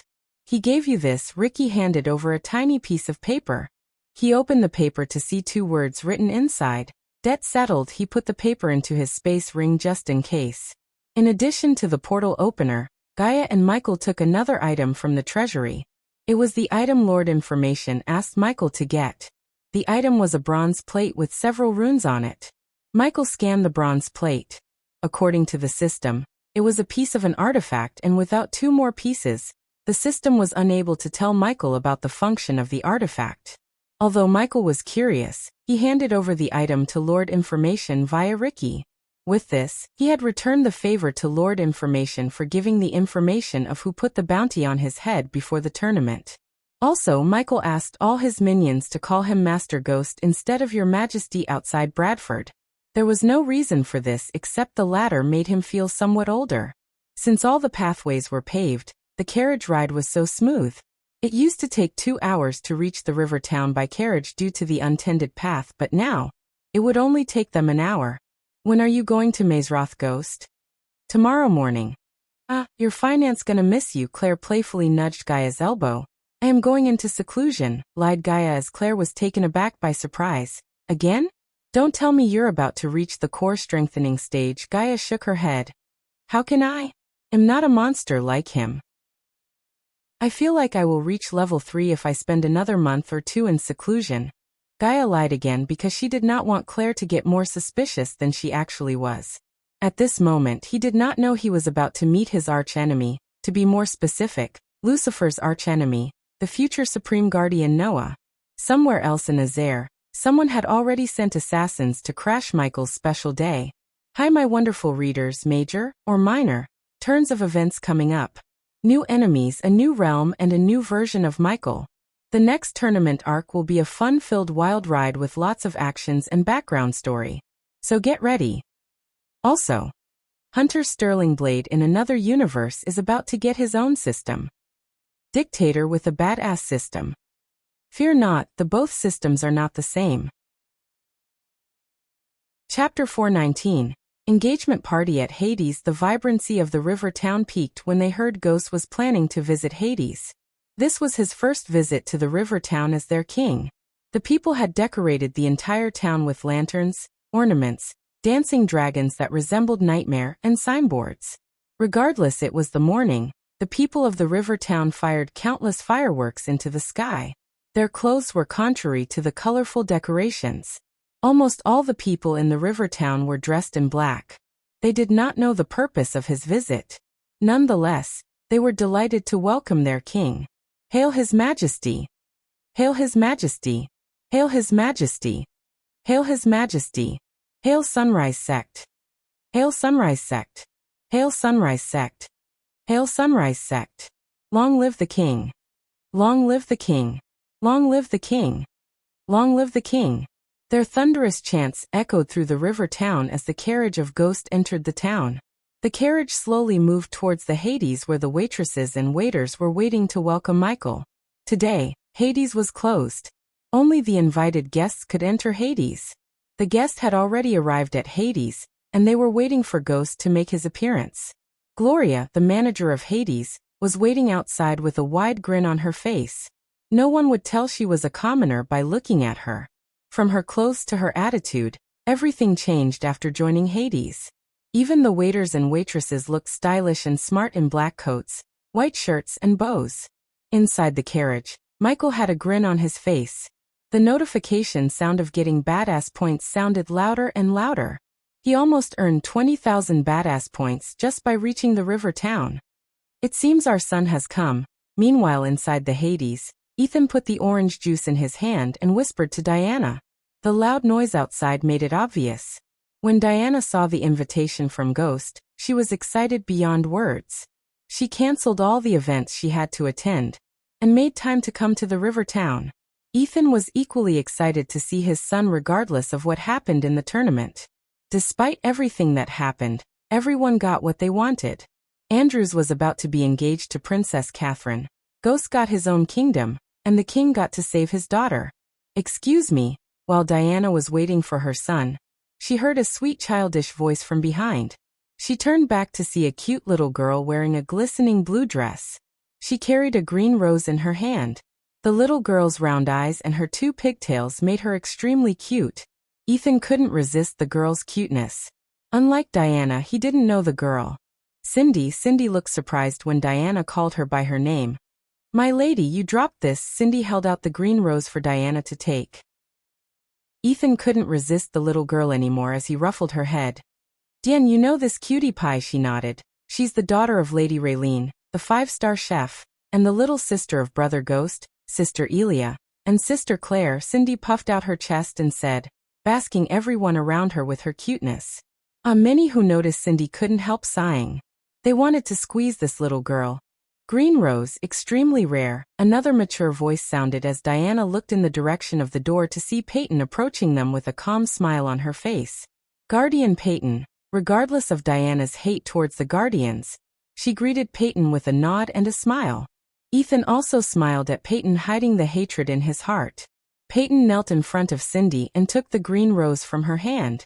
She adjusted her spectacles. Very rare indeed. Sister, does this belong to you? Cindy asked politely. No, little one, but I will hand this over to the owner. Deal. Cindy looked at Peyton for a few seconds before shaking Peyton's hand with her tiny hand. After Cindy disappeared back into the kitchen to join her mother, Peyton took the seat at Diana's table. Diana did not hate Peyton as she was the best friend of Noah's girlfriend, Zanali. Plus, Diana or Ethan had no reason to hate Peyton except for the fact she's a guardian. They couldn't hate all the guardians because their son was a guardian himself. Peyton took in the atmosphere of Hades for a few seconds in silence. When her colleagues said she must visit Hades at least once just for the view, she thought they were overselling it. But after seeing the majestic view of the flowing river outside, the lighting inside the restaurant, and the decor of the place, she was truly amazed. Although Hades was just recently opened, booking a table was a hassle, even for a guardian. The nobles spent thousands of gold coins just to get a table for themselves and taste the cooking of Raylene. Even the people of royal families were in line to get a table.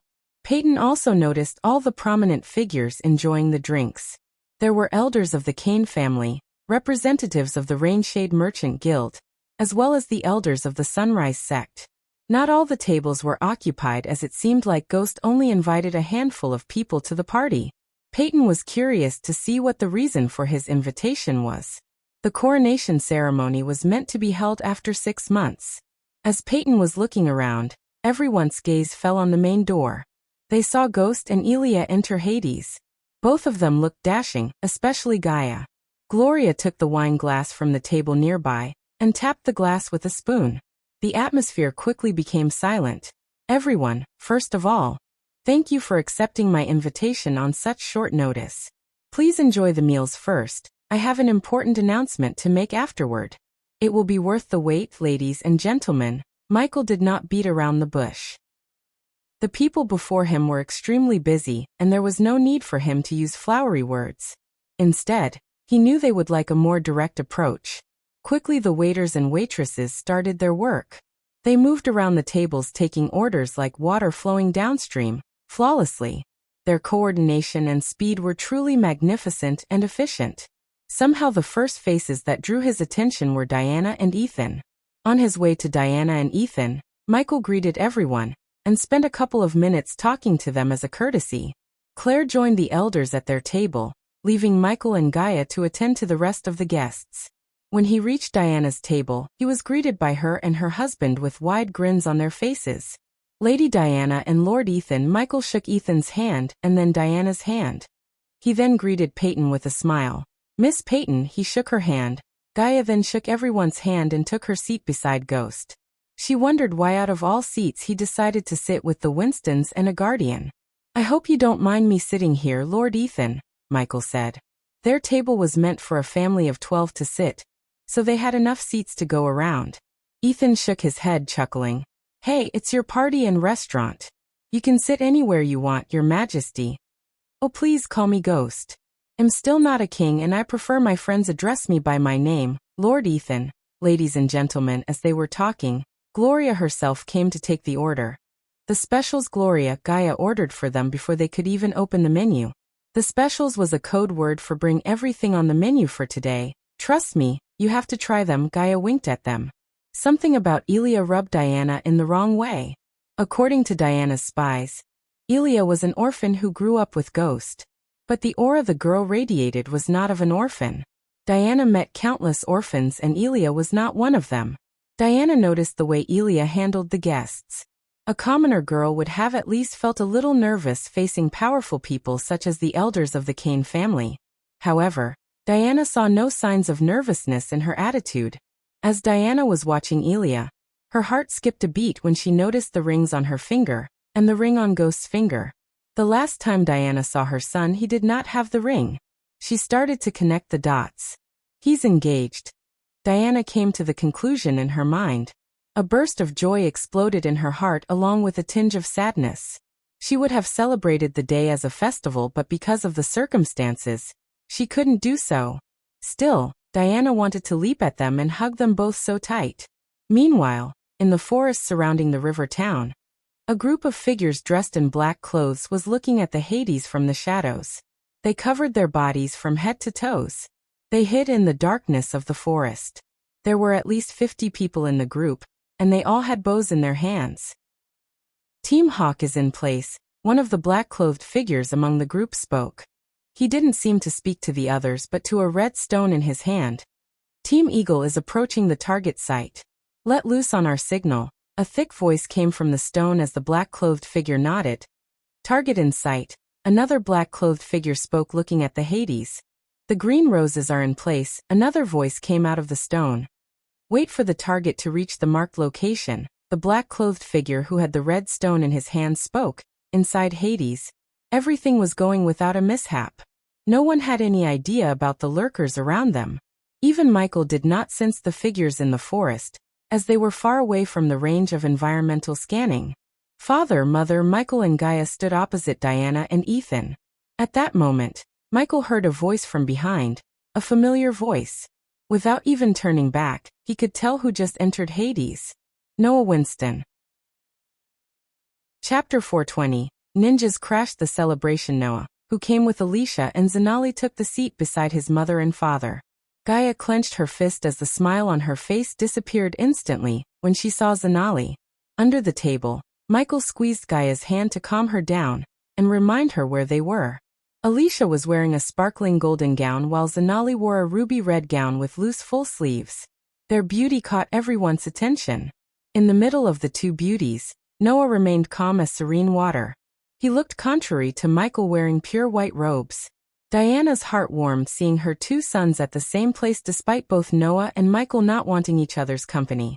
Before they were born, Skyhall told her that the twins were destined to battle each other for the fate of the world. One would fight for blood and chaos while the other would fight for peace.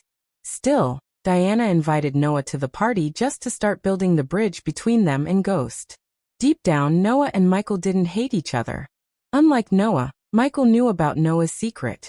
As far as Michael was concerned, Noah and the rest of the world were being manipulated by a higher power, the Guardians. Have you two met each other before? Ethan asked, looking at them. Gaia's eyes were locked onto Zanali. For Zanali, on the other hand, a commoner girl no matter who she dates didn't earn her attention. Hence, Zanali did not even take a second glance at Gaia. Noah and Michael remained silent for a few moments. Diana was afraid that Noah would be mad at Michael for nearly killing Andrews during the tournament. Not like this, Noah calmly answered.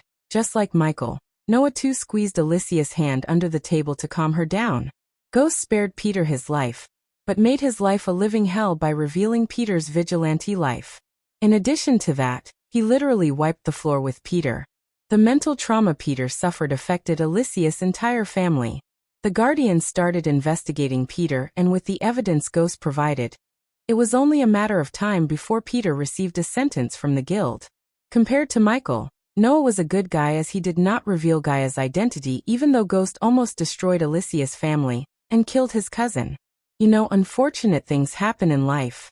We should forget, forgive and move on, Ethan quickly said to ease things up.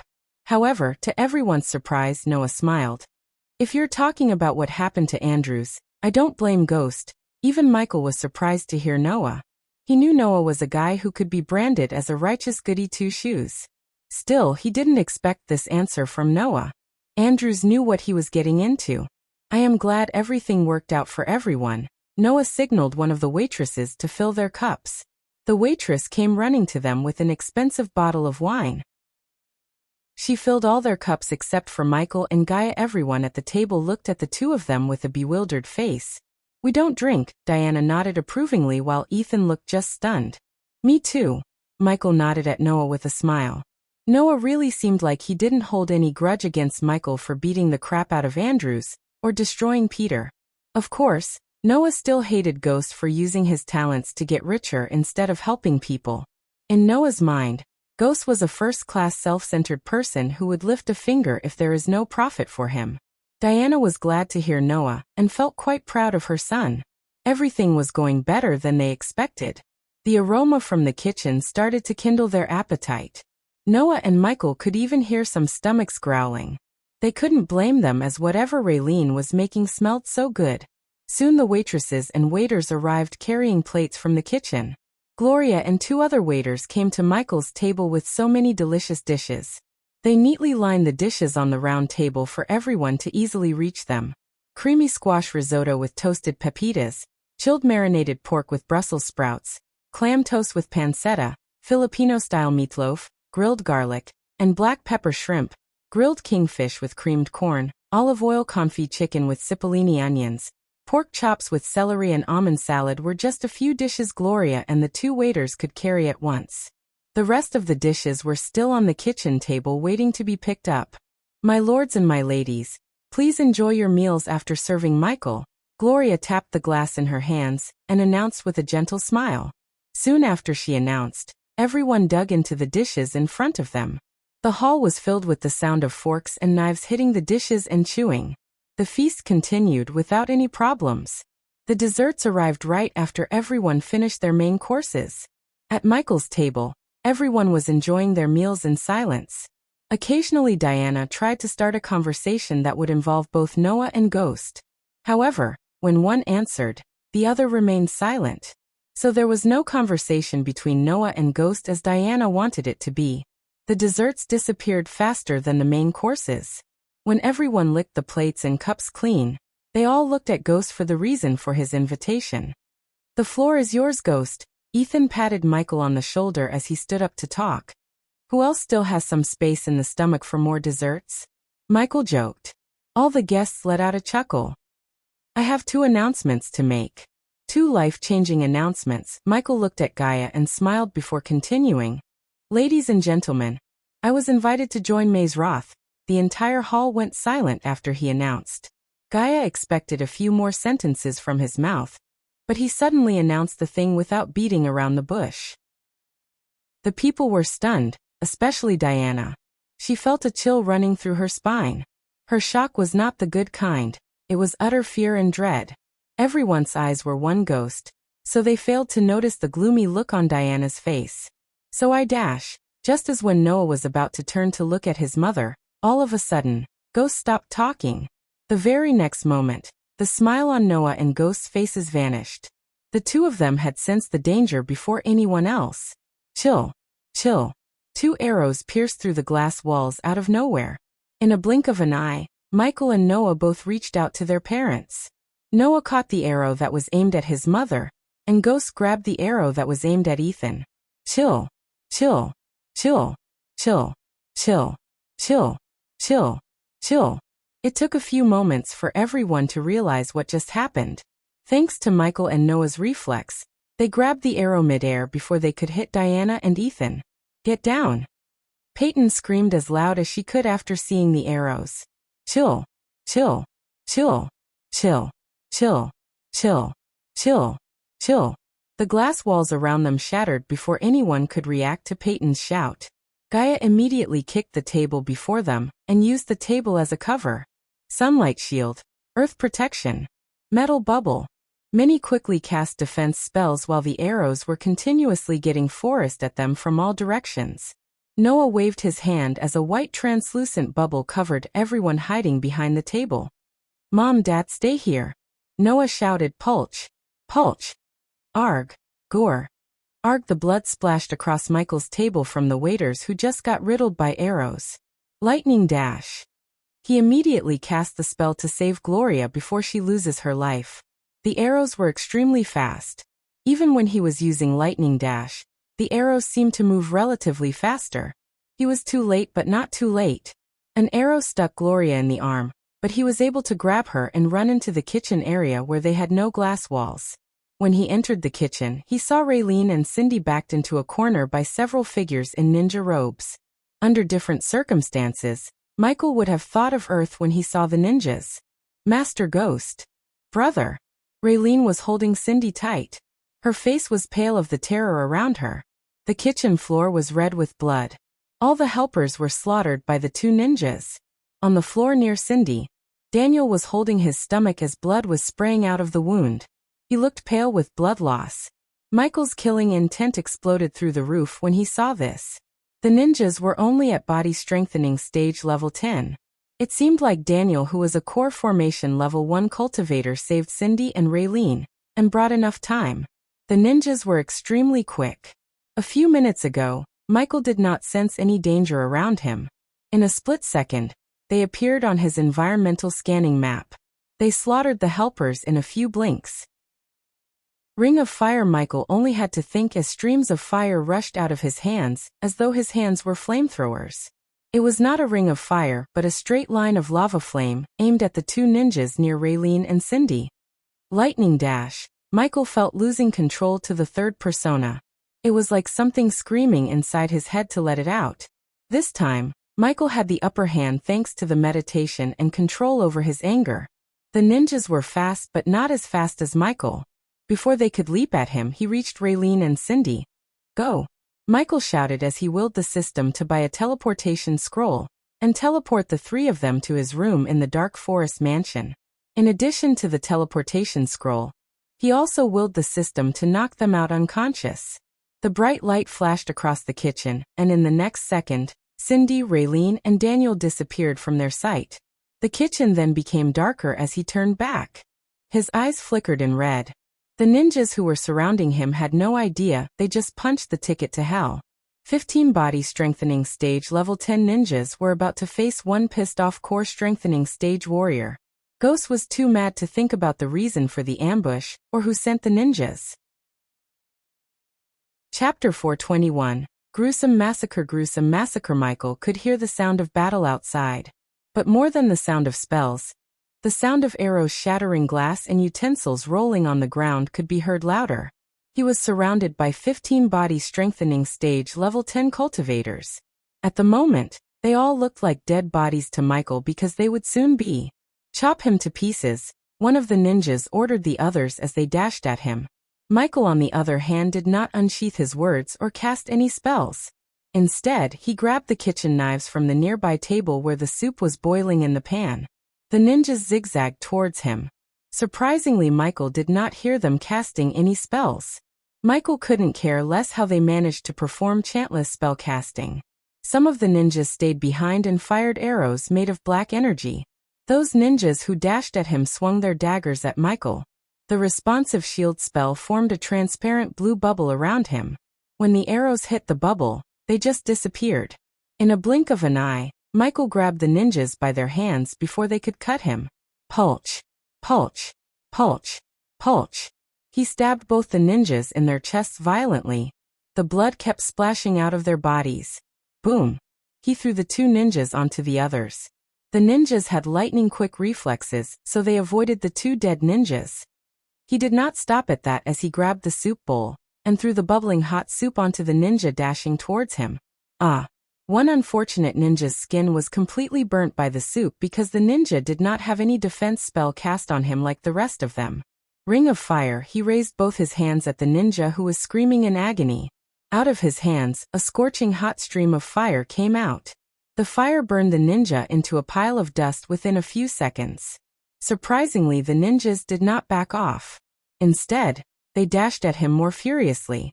Michael showed no mercy to them. He grabbed one ninja by his hand, slamming him onto the table where Raylene used to cut meats. This time the ninjas threw star-shaped shurikens at him. Countless shurikens glowing in crimson red flew towards him. Yet all of them burnt to a crisp when they came to contact with the responsive shield. He grabbed the cleaver on the table as the ninja on the table squirmed frantically. 3 ninjas leaped at him to save the ninja on the table. Ignitia, holding the meat cleaver in one hand, sent bolts of lightning at the ninjas approaching him with the other. Zzrrhhhh. Zzrrhhhh. Arg, arg, arg. The lightning bolts hit their target with deadly accuracy. The ninjas dropped dead to the ground, and all of them had a hold right between their eyes. Ah! This time, an ear-piercing squeal came out from under the table. It was Gloria who witnessed Michael chopping the ninja on the table to pieces with the meat cleaver. She couldn't hold back her scream. In her life, she had never seen such a gruesome killing. Until now, she was looking at him killing the other ninjas, and keeping her mouth shut. But when she saw him chopping the ninja into pieces, she couldn't hold back. The ninjas did not change their target. Even after seeing their friend getting chopped to death, they still rushed toward Michael without a sliver of fear for their lives in their eyes. Outside the kitchen, everyone was still pinned down by the rain of arrows. Somehow the arrows pierced all their defensive spells. Fortunately, the arrows were still weak against physical objects. Those who survived hid under the tables. They could not see where the arrows were coming from. Hence they couldn't fight back. Boom, boom, boom. All of a sudden, the ceiling above them exploded. Several figures jumped through the ceiling after the dust cleared. The crumbled pieces fell down from the ceiling, hit several waiters and opened up their heads. The figures who jumped through the roof looked different than the ninjas in the kitchen. These figures wore thin plate armor covering their chests, shoulders and arms. Silver metal covered the rest of their bodies. Gaia looked over the table to see their faces. All of them wrapped white cloth around their head to hide their faces. Gaia counted at least 20 armored figures. She wasn't sure if they were humans or elves or demi-humans behind the cloth. I'm sick of this. Gaia was just about to leave the cover of the table, when all the figures raised their hands up. The very next second, a gigantic chakra materialized above them. She expected the chakra to do something other than glowing brighter and brighter, and rotate in the air. The chakra faded away into thin air after a few seconds. A faint vibrating sound was still ringing in their head. It took these ambushers only a couple of minutes to turn Hades into a ruin. At the moment, people were hiding under the tables for their lives. Many waiters and waitresses lay on the ground in their own pool of blood. Noah saved as many people as he could. Although Gaia hated Noah, if it wasn't for him, the casualties would have been much higher. I can't feel, suddenly Zanali mumbled. What's happening? Followed by Zanali, Peyton also looked horrified. I can't feel my arch energy. Peyton started to breathe heavily. Not only Peyton and Zanali, but every single one of them except for Diana looked terrified. They tried to cast spells, yet no matter how hard they tried, they could even cast a basic spell. However, Gaia could feel arch energy running through her veins just fine. She wanted to use this opportunity to end Zanali's life. It was obvious the chakra made them temporarily unable to use arch energy. Peyton read something about spells that would block arch energy flow in an area, making the place void of arch energy. However, she had never seen the spell before. It felt as though she was teleported to the southern continent, where she would feel the same way as she's feeling at the moment. Pulch. Suddenly, one of the figures standing in the circle dropped to the ground. Everyone looked up and saw a spear made of glowing energy sticking out of the figure's leg. All the figures looked in the direction where the spear came flying to see Noah standing a couple of meters away from them with a sword in each hand.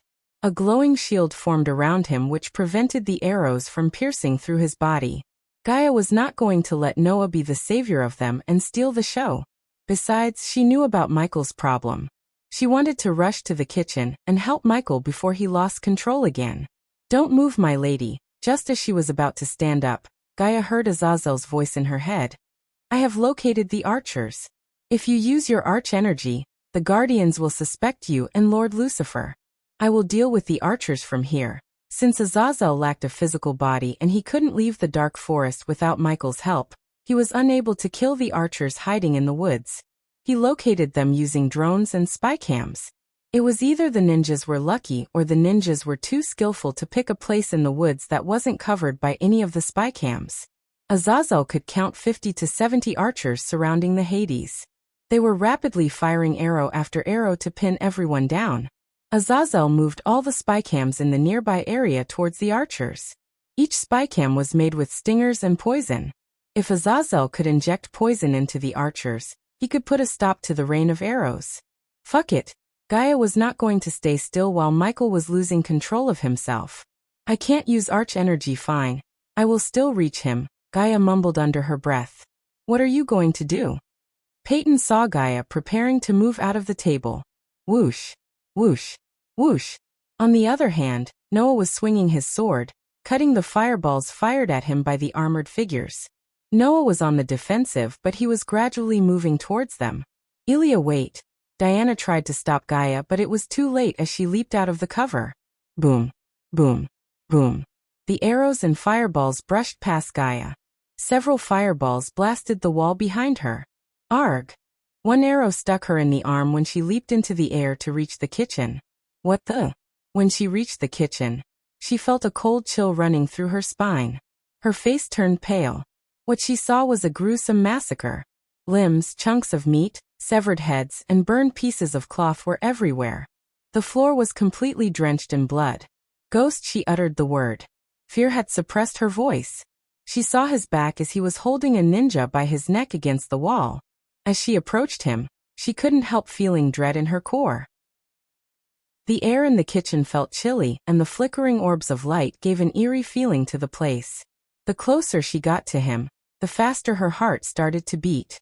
Arg Creech. The ninja in his hand squirmed, but soon, his entire body got ripped in half by Michael. Blood and organs splashed across the floor and walls. Throwing the two halves of the body to the corner where she saw a pile of mutilated bodies, he turned back to look at her. Gaia stepped back in fear. His eyes were blood red. They were glowing as though someone lit a fire inside his eyeballs. "I can control him, but not for long," his voice terrified her. It was like his normal voice and Lucifer's voice had a baby together. The glowing red eyes were flickering as he talked. "We have to burn this place to the ground." Gaia conjured a ball of fire. "They must not let anyone see what has happened here." Hi, my wonderful readers. Yes, I know you don't like Michael losing control over himself.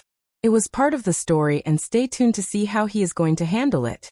P.S. equals the final battle between Noah and Ghost will happen. No changing that. Chapter 422. Two gods, two ideals. Outside the kitchen, Noah was fighting all the armored figures by himself. Regardless of their number, they couldn't get the upper hand in the fight. Noah's spells were so powerful. However, Noah did not kill any of them. He just incapacitated them as his mentor taught him. While fighting the armored figures, Noah noticed the interruption in the rain of arrows. Lightblade. Noah cast the spell without chanting. A long sword sparkling materialized in his hand. The armored figure surrounded Noah. Some of them had swords, some had spears, and some cast a spell that turned their fists into fire fists. Diana's heartbeat was getting faster by the second. Looking at Noah facing all the unknown figures by himself made her uneasy. No one could tell which cultivation stage the armored figures or Noah was at. Whoosh, whoosh, whoosh. Noah swung his light blade at the three figures dashing towards him. The figures with fiery fists shot fireballs. Nearly 20 scorching hot fireballs flew towards Noah. The figures were fast, but Noah was faster. He safely evaded their swords and counterattacked. The light sword in Noah's hand clashed with their metal swords, creating sparks of fire. Diana and Ethan looked in the direction of the kitchen. They were nervously expecting Ghost to come out of the kitchen. They did not know what happened inside the kitchen. Puriferous, expinio, recta, exterminiatus. After Noah knocked out the 3 armored figures, those who were behind them immediately cast spells. Ethan and Diana were stunned after they heard the spell casting. Ethan looked at Diana with a terrified look on his face. Diana's face was pale with shock and terror. The spells they cast conjured various objects such as a dragon head made of fiery red energy, rotating chakra, and thorns that came out from the ground beneath Noah. The thorns tried to coil around Noah's legs, but he cut the thorns like butter using his light sword. A hot stream of scorching hot fire was shot from the dragon's head. It burned the marble ground beneath to ashes as it shot towards Noah. No. Ethan, Diana, Zanali, and Alicia all shouted in unison. Arg! Boom! Noah let out a battle cry and swung the light blade at the stream of fire approaching him, splitting the fire in halves. The translucent light bubble around Noah flickered after the chakra hit the bubble. The force of Noah's sword swinging split the ground open. One of the armored figures fell into the crack. When he tried to get out, Noah flicked his wrist, forming a light spear in his hand. He threw the light spear at the figure. The light spear stabbed the figure through the shoulder, pinning him to the ground. Noah started to breathe heavily as he could count 20 people surrounding him. In addition, he sensed more figures flying above the building. Teacher, Noah called his teacher in his mind. They can't keep the void spell for no longer than 10 minutes, Noah. 5 minutes more and all the cultivators here would get their arch energy back, Andreas' voice reassured Noah. Noah wiped off the blood dripping down the corner of his mouth. Noah closed his eyes as the translucent bubble became brighter once again. Increnuno, Reflectinus, Clarasi, Scorchorus. Some of the figures cast the spells and at the same time, the rest of them rushed at Noah. They seemed to target only Noah. Boom. All of a sudden, a loud explosion shook the entire building. The ceiling crumbled, raining concrete bits and pieces down. The explosion did not even slow the figures down a bit. Thick gray smoke came out of the kitchen and covered the entrance. Diana and Ethan fixed their eyes on the kitchen door. Through the cloud of smoke, they saw 2 figures walking out. Ghost. Diana couldn't help letting out a heave of sigh in relaxation. Ethan too slightly looked relieved. When Michael came out of the kitchen, he saw nothing but ruins. His favorite restaurant and the first business he owned in this world were in rumbles. The elders and the guests were hiding behind tables while many bodies were laid on the ground under blocks of rocks. The arrows stopped fortunately, which meant Azazel had done his task successfully. Gaia's anger was bubbling inside her, yet she remained calm for Ghost. She squeezed his arm. Since they saw Ghost use his arch energy earlier, they kinda expected him to join forces with Noah and fight the armored figures. However, Michael just completely ignored the battle happening just a few meters away from him and made his way towards where Claire and the elders were. Surprisingly, the armored figures completely ignored Michael and Gaia. What is he doing? Ethan asked, bewildered. Michael stepped over an armored figure who was pinned to the ground by Noah. Ghost. Elia, get down. Gaia heard a familiar voice coming from behind a round table.